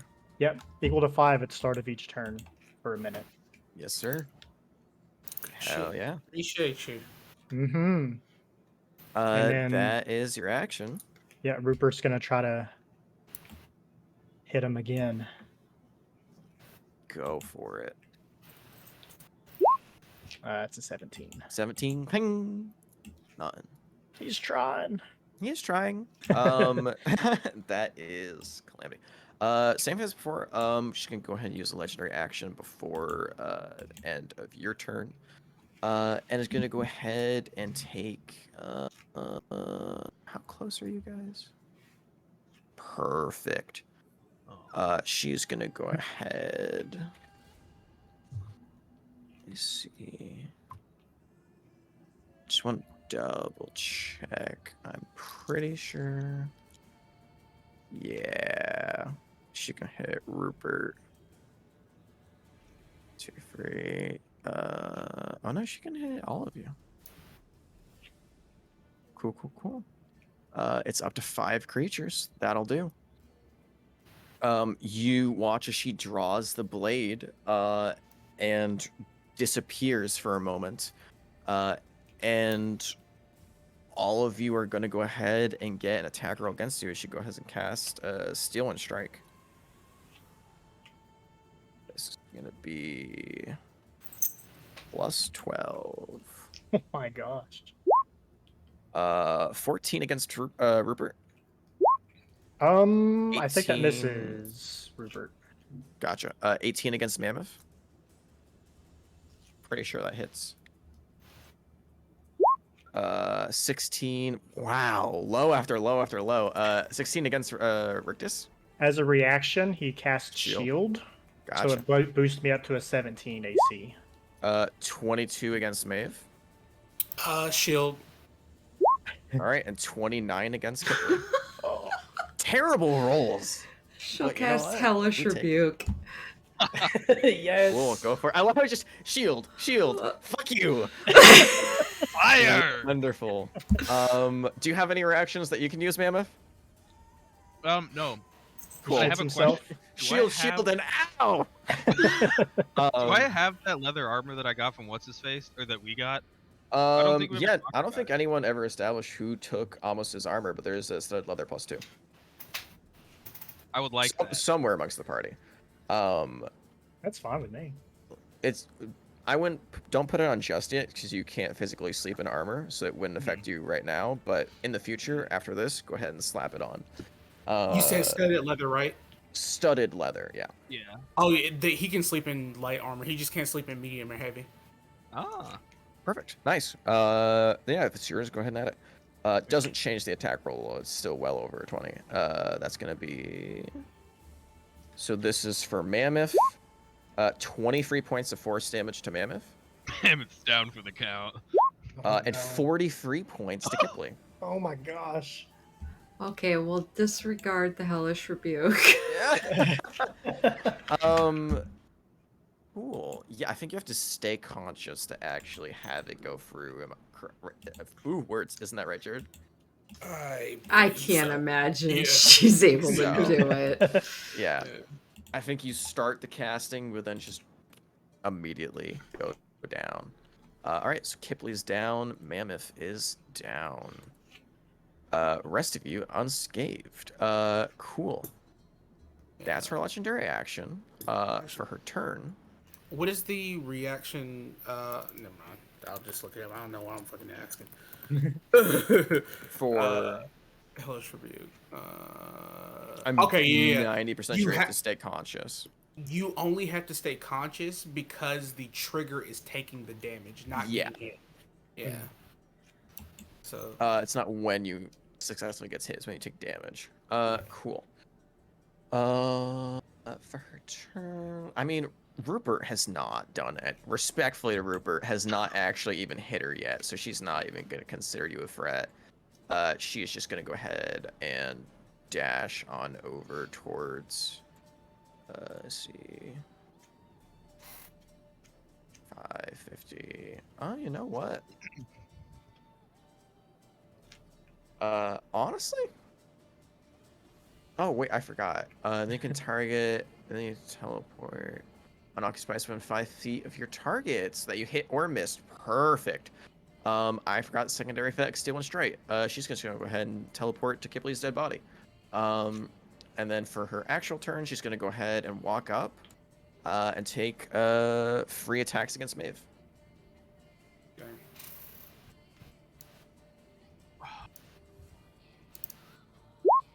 27, dirty 20, and natural 20. The first and third hit. Yerp. Boy. First attack. 11 points of slashing damage. As it cuts through the armor, you can see the gauntlets that you're in, the form that you're in, you don't have the full accessibility of the shield, so you're very much like boxer's position, hands in front of your face, defending. Slashes them to the side with the first attack, slashes your left mitt to the side, slashes the right one with the second, and for the third, jabs her sword directly into your chest. And she is going to go ahead and pump a Divine Smite to this. Cool. As we get to see what we're working with, it's a motherfucking evil paladin. So this is going to be 2d10. We're going to do this first because the smite's going to hurt more. So that's 21 points of damage. And she can't actually smite at that high of a level. So we're going to do just a second level.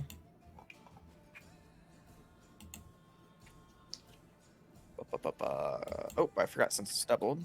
As 8d8. 40 points of radiant damage. Yeah, Maeve is down. Oh no. Cool. You take the first blow like a champ, and then immediately after, you watch as that same energy that you channel into your own blade, the divine power that your clan has prospered for generations with, and channeling divine might for your blades, is ignited within her own, except opposed to the pure white golden light that is given off, a dark, sickly, reddish-black aura takes over her blade. As it slices into your armor, it actually slices through the actual, I believe, half plate? Chainmail. Chainmail. It slices straight through the chainmail, and 100% go ahead and discount that item from your inventory as it rips in half from both sternum all the way up to your clavicle, running in half, chain armor completely destroyed, and you fall unconscious. Kipley, go ahead and give me a death save if you would.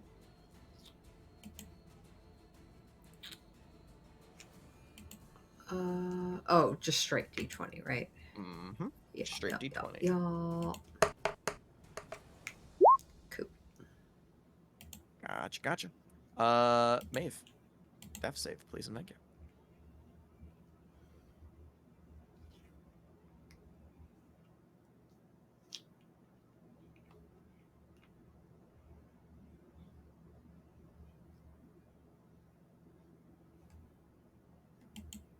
Gotcha. Mammoth, you as well. There's no fucking Oh way. no. Fails. You do have inspiration, Oh yeah, we'll do so that. you have not used it. Oh, That is that much better. yeah. All right.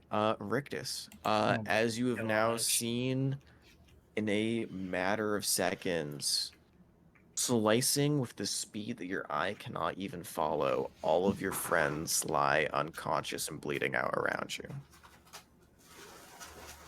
And now you stand face to face, alone, versus this woman who is, again, still profusely bleeding and looking heavily injured, but still far better off than what you had hoped.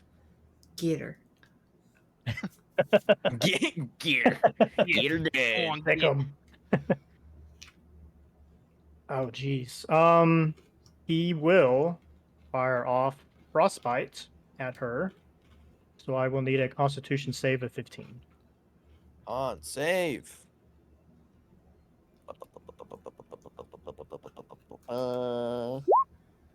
That's a failure. Right, this isn't much, but it's about all I can do. 3 damage, Points cold. and they have disadvantage on the next weapon attack roll. For sure. Bonus. And then I think Bruce, or not Bruce. 15. Bruce comes back. Yeah, he has just enough to get right up here and take some Take a swings. swing. Yep. Come on, Rupert. Come on, Berber. Nope. That's a no. Bounces off the armor again. But then he will just out of flavor, he'll kind of scoot up and kind of put his arms out to the sides like he's trying to protect Maeve and Oh, Bruce. hell Just yeah. kind of plead with her, try to get her, just stop this nonsense. Just get out of here. Say, stop this nonsense. Yes, Get out just of stop this. Get out of here. As it comes to her turn, watch as she looks down at you now with a wicked smile. Blood still running from her mouth, catching her breath still.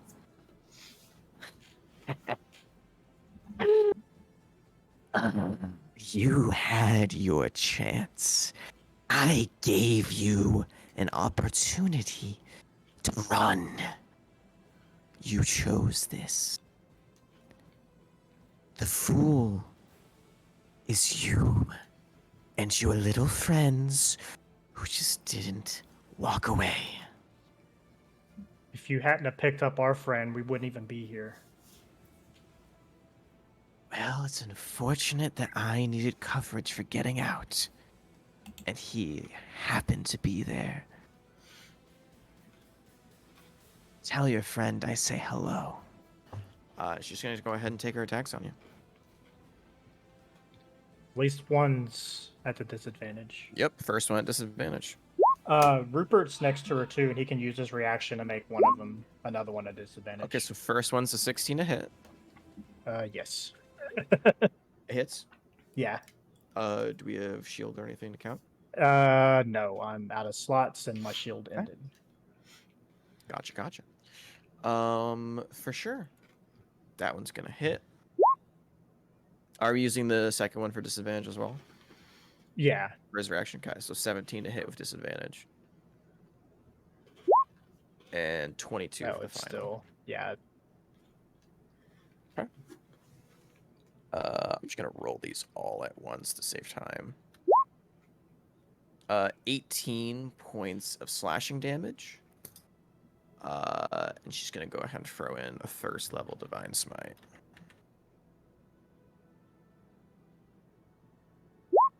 for additional 8 points of radiant damage.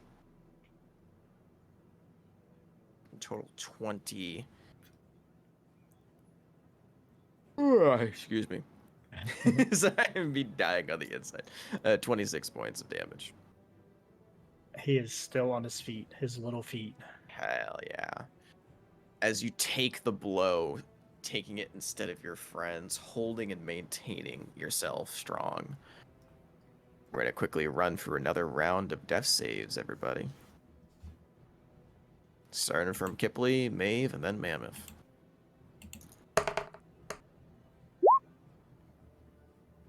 Fail.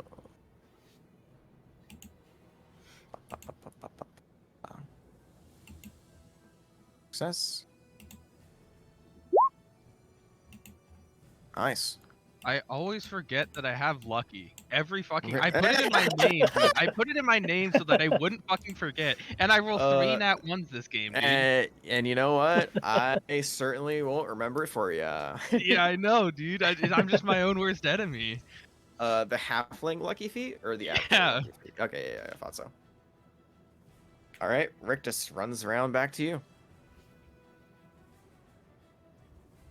He will take a point of exhaustion because I forgot I could do this to get a spell slot back. Is that right? For sure, yeah. And then he will reach over to Maeve, try to help get her back up, and cast Cure Wounds. Go for it.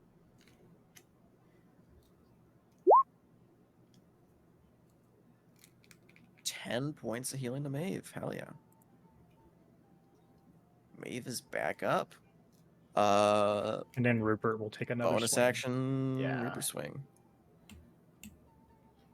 Come on, Rupert. One of these has got to hit. Oh. Swing and a miss. King, king, king. Yeah, Rupert is just like when monkeys do truly go ape shit and they just start wildly swinging, like the blows are not coordinated. He's just slamming metal against metal, flashing wildly about as he's trying to protect you and follow his orders, but getting frustrated and more frustrated as he just cannot seem to get a reaction out of Calamity with each blow not actually dealing any damage. Cool. That is back to Calamity. Seeing that you healed Maeve, looks towards Maeve, looks towards you, and looks at Maeve now lying prone on the ground, steps over, and while still making eye contact with you, watches that fact that you healed her, takes the blade, and is going to go ahead and try and stab it into her chest. With advantage, because you're prone. 24 to hit. That hits. Cool. 1d10. And that's 16 points of damage. Immediately lights out. And maintaining eye contact with you the entire time goes, Jesus. What do you think would have happened if you just stayed where you were? You would have Not been giving up. fine. I don't even recognize you as an ant on a hill. And now, points the sword towards your neck. You can properly join your friends again. It's going to take the last 2 attacks on you. If you want, you can go ahead and have Rupert give one of these at disadvantage. Well, he's not next to her. Oh, shit. They have to be within 5 feet. So Oh, you she's can use his just reaction and gotta- take an attack of opportunity because she did step away. Oh, okay.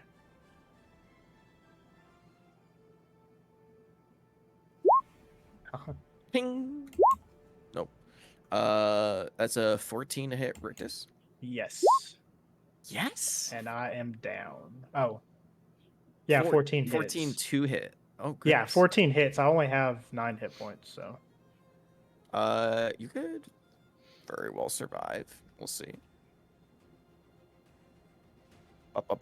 And just as a reminder, if you want to use shield and take another level of exhaustion on, Another exhaustion. you can do it. Might as well.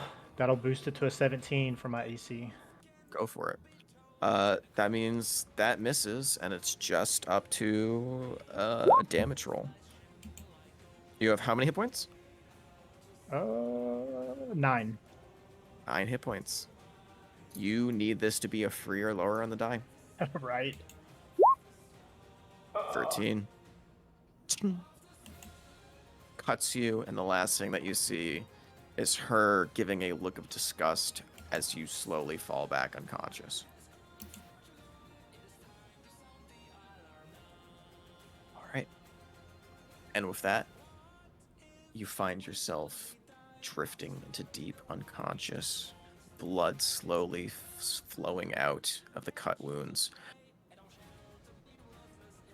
You are not immediately going to be finished off, as her priority is the door, so there's still a chance that one of you can get up with a natural. It's going to require a natural 20, but there is still a chance.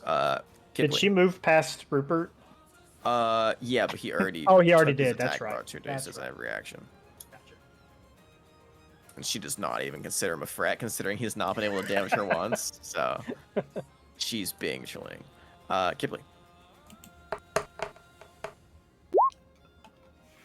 7, that's another failure. Maeve. I believe, yeah, so that's 2 and 1. Okay. Okay. Success. Mammoth. Let's go! Nice. You one lucky son of a bitch. You complain about the luck, yeah, here we are.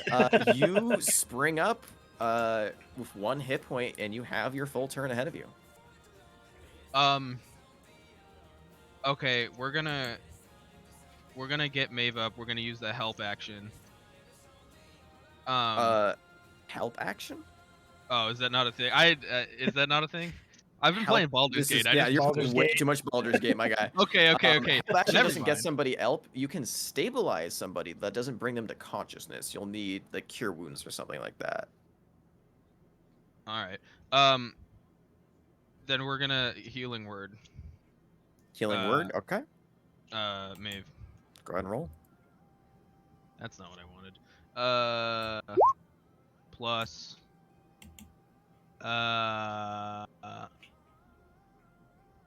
2, so 5. Okay, you're back up with 5 points. You still have your action. Yeah. I'll. So that was. I'm gonna use the last of my movement to stabilize Kipley. She's Go ahead already and give dead. me. Oh! Oh no. Are you already dead? Yeah, no, that was 3. Is that the last one? Oh, I Yep. didn't even see it. Kipley is fully dead. Go ahead and make me a medicine check.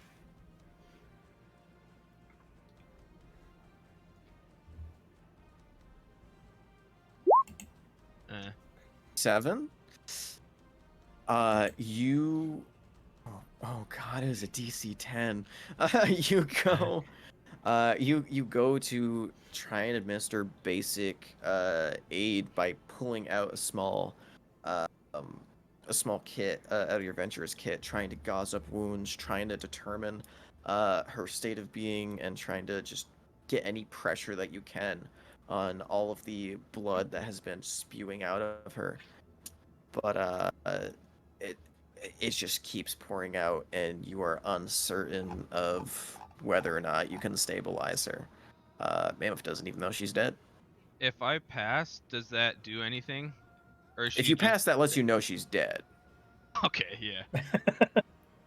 But you are so both like lacking in the medicinal training and caught up in the moment. You literally just sprung awake from unconsciousness yourself. That everything's happening all at once within a few seconds. It's hard to actually ascertain the fact that she's dead. And you're more just trying to stop bleeding from wounds, which, you know, Yeah. doesn't help in any case. But you still got Maeve up. W. Rictus. That was. Wait, did we already go through? Yeah, that was Maeve onto Rictus. I W, death just, save. yeah. Gotcha. Cool. After going through a number of rounds here, you hear a second set, of clanking footfalls turn the corner. As you hear another female voice call out, Maeve? Maeve! Maeve, where did you... And you see your mother walk around the corner to see the sight before you. Maeve? And sees you bloody, bleeding, your armor torn in two, lying on the ground. Kipley bleeding out, Mammoth desperately trying to heal her, Rictus bleeding out, a massive frog corpse not bleeding out, but slowly disappearing into nothingness, and Calamity approaching the door, currently looking to hack at it away. And you just see those who are currently awake, which would be Mammoth and Maeve. You just see that her face just falls completely into a dead state of almost near emotionless planety. And without a second word, is going to go ahead and use her movement in action to full turn dash.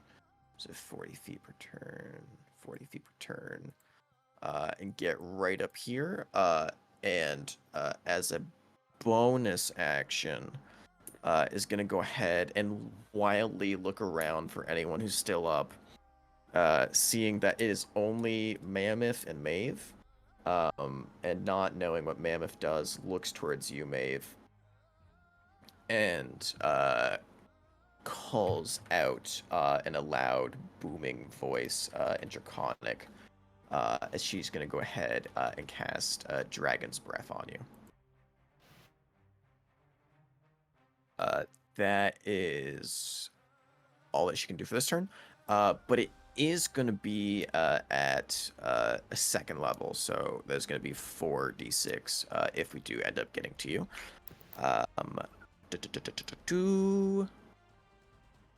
Well, Calamity's turn.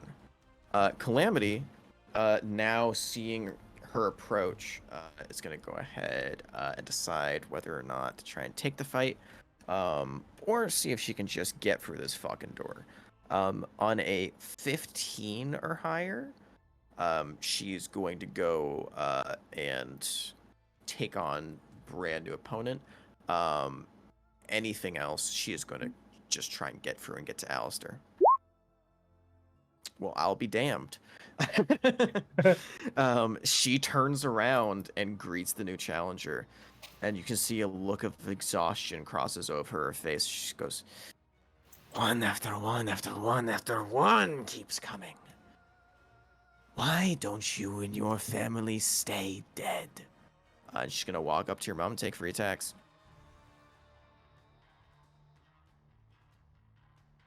Ba, ba, ba, ba, ba, ba, ba. 24 hits, 23 hits, 29 hits. Ba, ba, ba, ba. And we are looking at... Oh, I forgot to add all the modifiers before when I did that. I am stupid. So that would be plus 18, 34 points of damage. As your mother just takes all of the cuts. Again, your mom doesn't wear armor around the house like you do. So very susceptible to the blows, but takes them nonetheless. And a well-seasoned adventurer is not going to fall to a few hits. Still stands there. Is going to go ahead and make a few concentration checks for you. That's success. And success. Dragon's Breath remains. It is your turn, Maeve. Got you. You stand on up from prone. Yep, stand up from prone.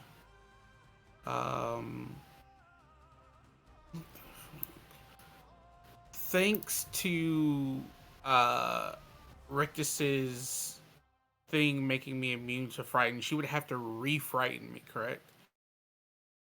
Um, yeah, the way that works is you were frightened by the effect. Rictus's heroism didn't cure you of frightened. But you going down reset it, funny enough. So you are not frightened anymore, but heroism is not on you, so you don't gain temporary hit points. Oh, that's cool. That's cool. That's cool. Um, I see Rictus is down. I see Mammoth is the only one that's still up. Um,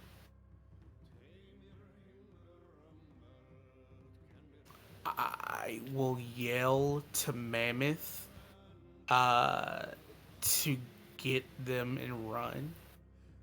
Um, and as she stands up, she's going to Dragon Breath is an action. Fuck, take the guaranteed damage. Um, I can only get right there. I don't think it'll get Mom, but I also can't be in what's the name space. We're about to see if the fucking cone works. It should. Ruler, cone, We have a miss 15-foot. space. 15. Cool. I don't have to get Mother in it.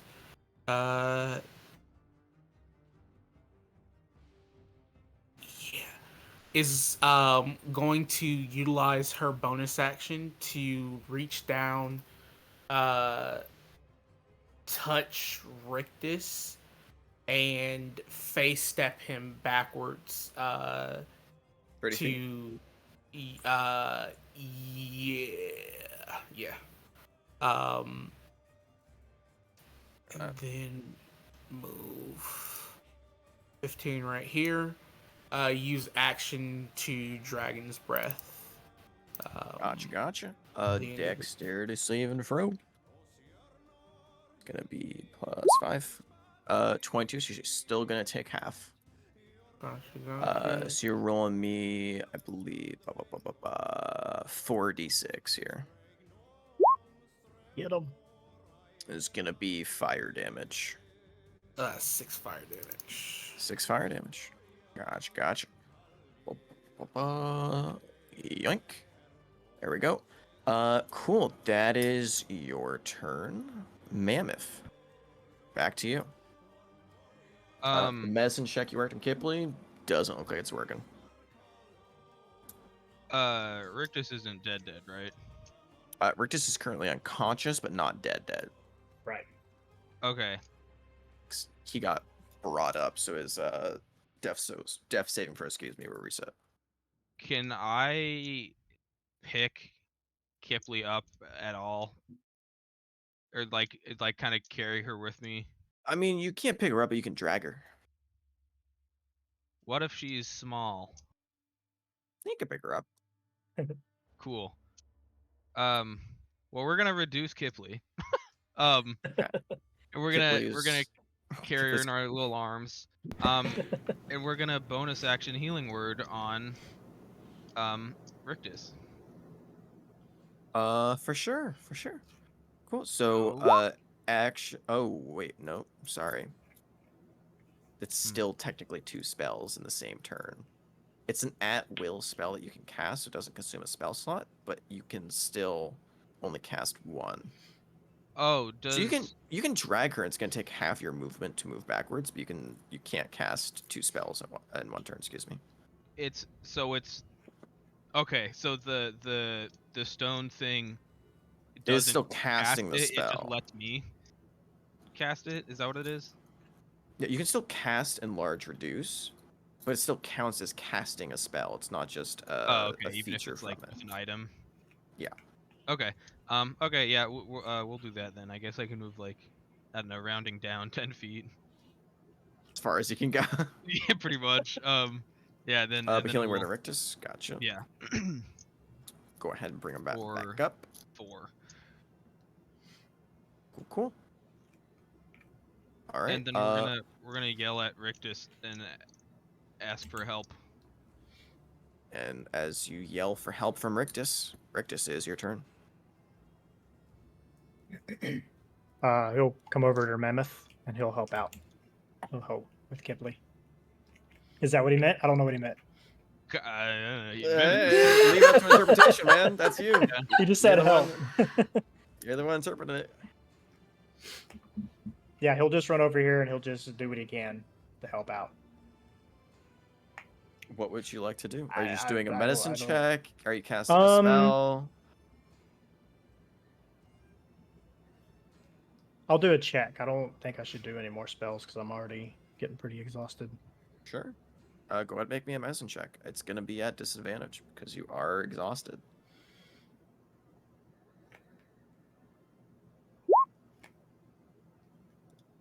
15? Oh, is that... That's the low end. I rolled a end. 17 on the Gotcha. other one. Nice. Kipley is fully dead. Oh. As you look over her body and you check for signs of breathing, there is none. Mammoth, And she's you- gone. What do you mean? She's dead. What? She's right here. Where's Pearl? I know, but she's not breathing. I can't. No, There's nothing I can do. It's fine. Where's Pearl? I don't know. It's always the question of where's Pearl. We sass the girl off until we need the girl. Sass off. beyond the grave. Sass beyond the grave. We need to make that a spell.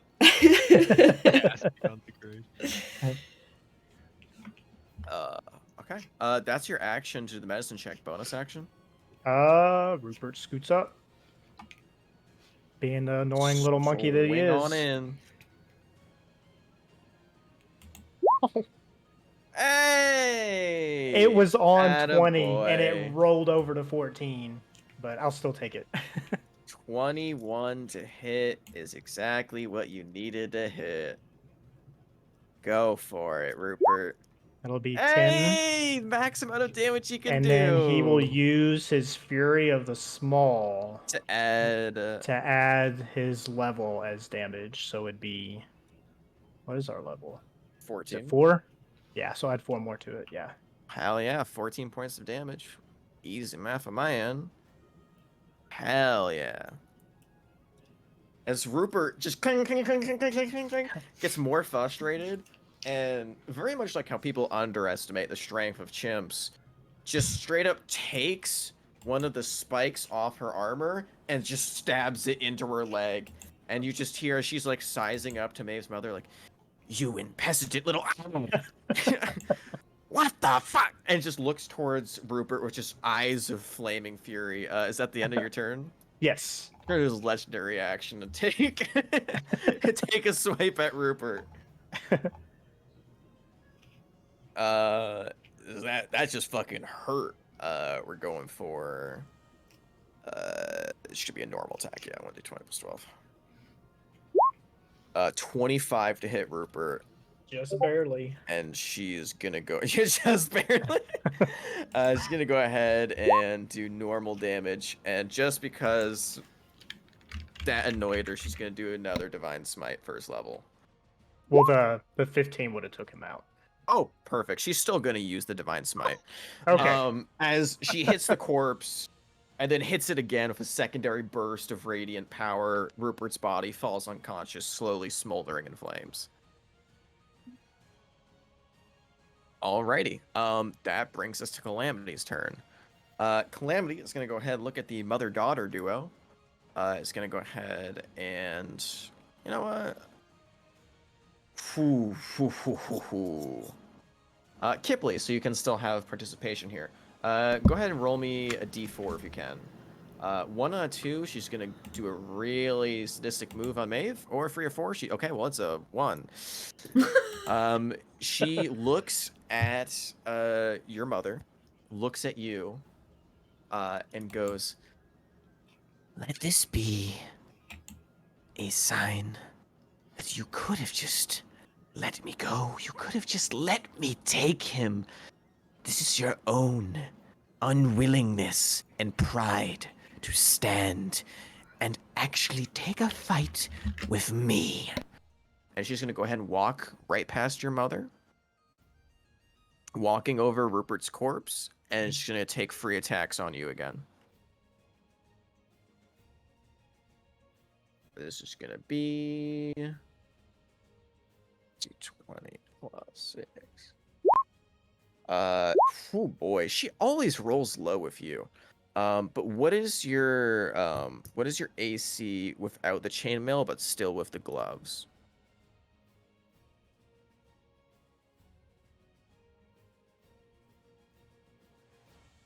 Maeve, if you're talking, you're muted. Oh, 11. 11? Gotcha. So that is a hit. That is a hit. And that. Oh, wait a minute. I'm adding plus 6 instead of plus 12. How silly of me. Well, either way, those are all still gonna hit. 50, 10 plus 14, 34 points of damage. Maeve is dead. Dead? The first one would have knocked her unconscious. The second one is an auto crit. The third one is the third. Oh, shit. Oh no.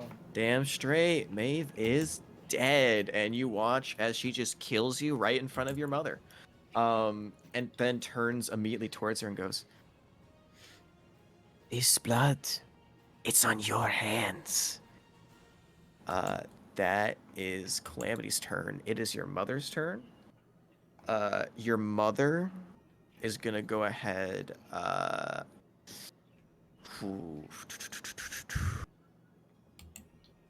Well, for one, she's gonna go ahead and enter a rage. Not actual rage, but mother's rage. We're gonna do.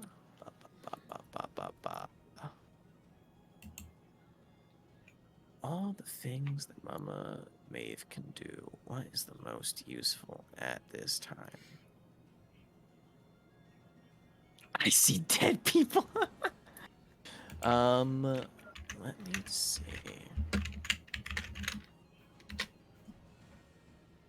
You know, yeah. Why don't we? Bonus action, she's gonna go ahead and summon Drake. And we're gonna do specifically Shadow Spawn Drake. No, you know what? We're gonna do full vengeance mode. We're gonna do undead. As she snaps her fingers, and a large, technically huge size, dragon appears behind her, and then she's gonna go ahead and take 2 attacks on Calamity as she goes ahead and pulls out 2 blades, 2 daggers from behind her person. He's gonna go ahead and be. She has a plus 9 to attack. Oh, excuse me, plus 10.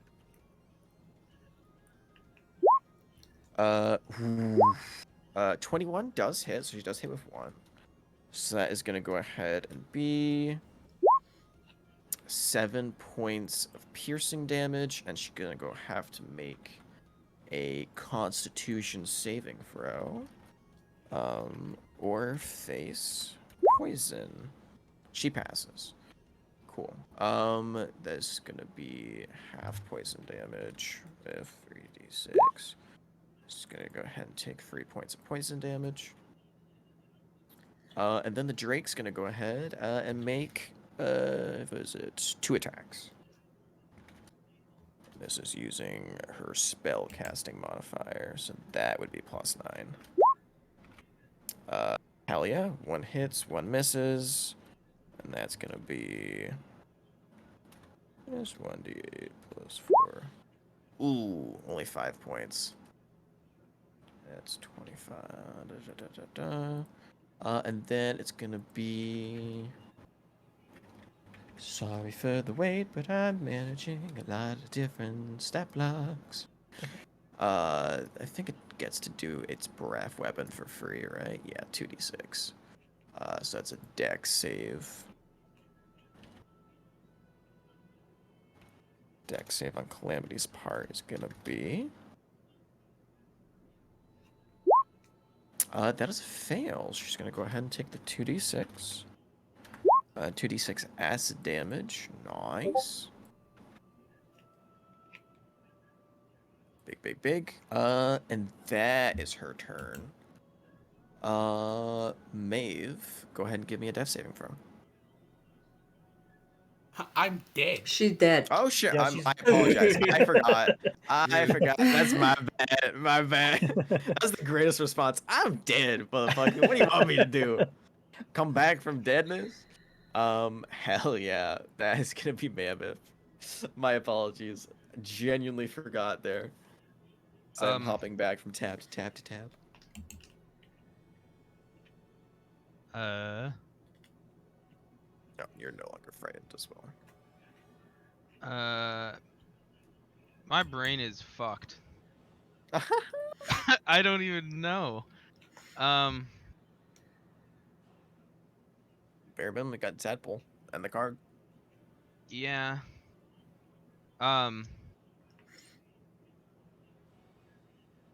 Yeah, we're gonna launch Tadpole. Launch Tadpole away. Ooh, oh, 20. Phew, dong. Sticks.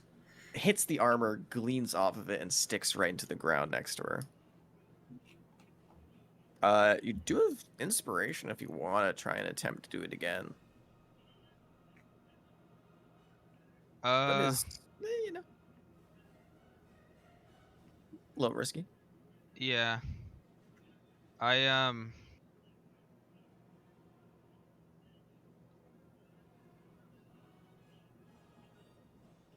What are we feeling? I don't One more know. shot? No. Okay. I think that's kind of all we can do. No, I mean, I guess we'll try to drag Kipley another 10 feet. Boop, boop, boop, boop, boop. For sure. But that's my turn. Rictus. He will, excuse me, jeez. Fire off another frostbite. So another con save of 15. Con save. Ba, ba, da, ba, ba, ba. Natural 20. Yep, that'll get it. And then he Gotcha, gotcha. will move right on up. Alrighty. And that is Calamity's turn. She's gonna go ahead and make both the Drake and your mother hit for just about equal parts, but the Drake is the overall bigger threat. She's just gonna try and cleave through that. 16, I believe hits, right? Let me see. Plus the level of the spell. Oh no, that first one actually misses. So that is going to be only one hit. Nice. That's going to be 6, 12, and she's going to pump a smite into this. For in total 15 points of damage. Still standing strong. Mom's turn. Mom gonna fuck it up. As a 25 and a 22, both are definitely gonna fucking hit there. And that's gonna be 2d4 plus 10. 14 points of damage. And bare minimum, the poison damage is gonna take her out after that. Calamity disappears into nothingness as she too crumbles to a pile of ash. And that ends initiative. As the let me see. As the aftermath of the battle begins to take hold, you watch Rictus and Mammoth as she runs over to Maeve and just begins to rapidly tap her cheek. You hear Maeve? Maeve? Maeve, darling, are you alright? And puts her ear down to her chest and looks for signs of breathing. Sees none. You watch as she stands up, rapidly looks around for anyone, anything around her. Looks towards the door, looks towards you, and looks at Kipley. We do not have much time. Come! And she rushes towards the door. You watch as she pulls a small stone rune tablet out of her pocket, shoves it into the padlock, and the runes begin to meld together, forming this strange pattern of draconic symbols. Immediately, the door unlocks, flings the door open, where you can essentially see there is a large safe room. Lavish interior. You can see there's a few couches, a number of different glass cases surrounding various different items. You can see cages with small beasts sleeping within them. And at the very back of the room, you can see Alistair, who is hiding behind one of these glass podiums. One of the podiums with a glass case on, excuse me. Completely just like peeking only his head around, otherwise fully hidden. And you watch as Ashling runs through the room, begins ripping items and books off shelves before pulling out 2 scrolls and running back, throwing a scroll to Rictus and throwing a scroll on her own person towards Maeve, as she's going to go ahead and cast Revivify. Maeve, you immediately come back with 1 hit point. Rictus, as you go ahead and hold the spell scroll, Mm-hmm. you do not need you need the level of spell to actually be able to cast it. She does not know that you are not that high of a spellcaster. So as she throws the scroll over to you and then Mm-hmm. slams the scroll into Maeve's chest, Maeve's come back to 1 hit points. You cannot use the scroll. So this, because it may be the life or death of Kipley, the scroll has all the components. The user doesn't need to be capable of having that level of spell to cast it. It just needs to be on their spell list to be able to utilize the spell in the first place, or utilize the scroll in the first place. Just be on their class spell list. Yeah, it has to be on their class spell list or their spell list, period, because there is, thanks to Strixhaven, there is the capability for spells to be added to people's spell lists. So it just has to be on their spell list. It is not on I was gonna say I spell don't think list. it is. Yeah. So It's probably It not is on not mine on the either. future. No. yeah.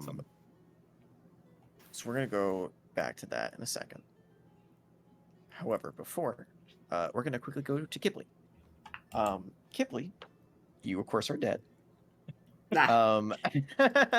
Surprise! I know everyone didn't see that one coming. Roll a save. Oh. Yeah.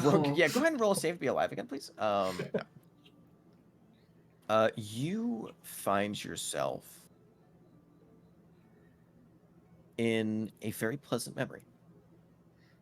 As Kipley, you find yourself dancing in the streets of your old dweller, locking arms with Ezrin, and in a bustling crowd, as the 2 of you find yourself dancing amongst what is currently this world's version of a harvest festival.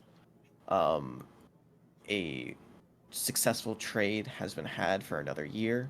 The dweller is stocked up, and all of you are setting to see once more as a lively crowd comes to life with this large amount of celebration going throughout the entire ship as everyone reaches out in song, dance.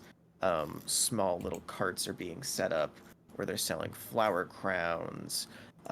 You see all sorts of different little souvenirs and trinkets being sold in the corners.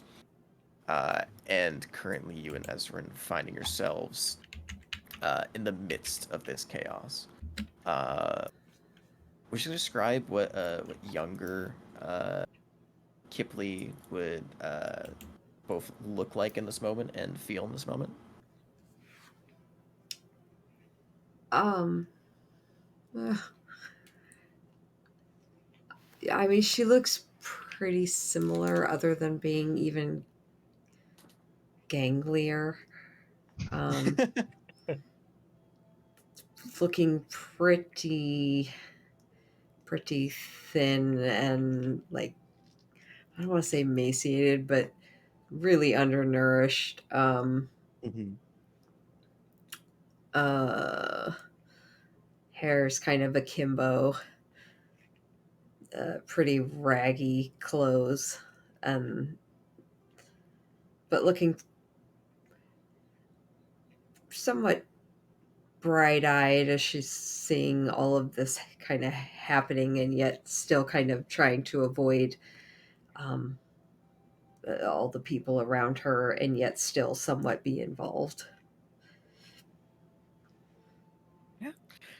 And as the celebration kicks off, you two break out into a dance. You see Ezrin, the biggest smile on his face, um, very much trying, and very much trying to both put on a large facade to both make you laugh and to try and draw your attention, just to distract you from everything that's both going on uh, in terms of being nervous about the crowd, but also being very close to what you know is a upcoming deadline. As the happy memory fades away, the next is what you can see is one of the more recent but impactful events that has been carved within your memory. Ezrin's passing. As you sit alone on the same dweller in the same spot where you two used to have as much fun as you possibly could, bringing what little joy you could to the rather dim life that you had on the dweller. No one else stands on the deck with you. It is a ghost town. All of your clan's lives lost. Just a lone soul on a lone ship drifting to nowhere. You can see smoke begins to surround you. Grasping at your own shadow, you can feel this heavy weight being put on your shoulders. All the pain, all the suffering, all the voices. It wasn't your fault. It wasn't my fault. It wasn't my fault. Why did it have to be Ezrin? All of these thoughts rushing towards your head. You can feel insanity gripping at you, trying to dig its claws into you, trying to take hold of you. And you can feel calm set over you. As you look at a puddle nearby and see a reflection of Ezrin staring back at you, smiling. You hear a voice. Well. My little starlight. Snuffed out so soon. My dear. What a sad life we have lived. Misery around every corner. Your loved ones constantly in peril. Danger, threat, all about. The vision fades and you find yourself sitting once again in the shadowy river, the moon rising above your head. And now you can see in full view the number of bone-carved trees in the distance. So at this time, you see a shadowy figure sitting next to you, also staring into the river. Female and humanoid-ish in appearance. Long, flowing strands of hair kind of drifting about, not sitting by the sides, but gently floating around them. You can see most of it is covered in a dark silhouette, even where you peer your eyes at them, hard to make out the finer details. And they talk to you as they just stare into the water.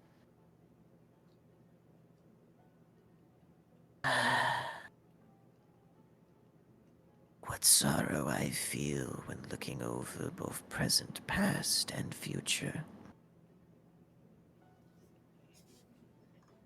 Do you have any regrets, my dear?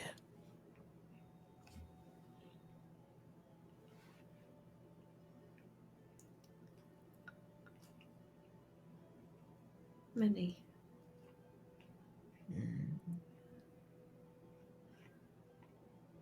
You feel satisfied with what you accomplished?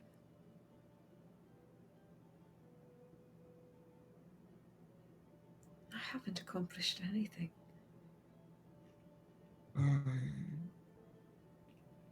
Your friends. Do you think they will be alright? Move on without you?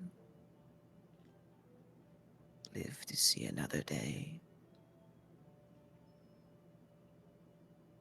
I hope so.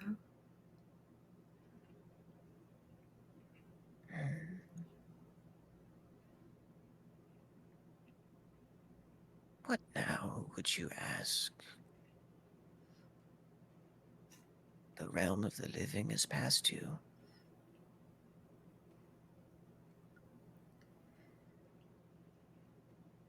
Surely your mind must be full of questions, seeking answers, redemption, glimpses of hope.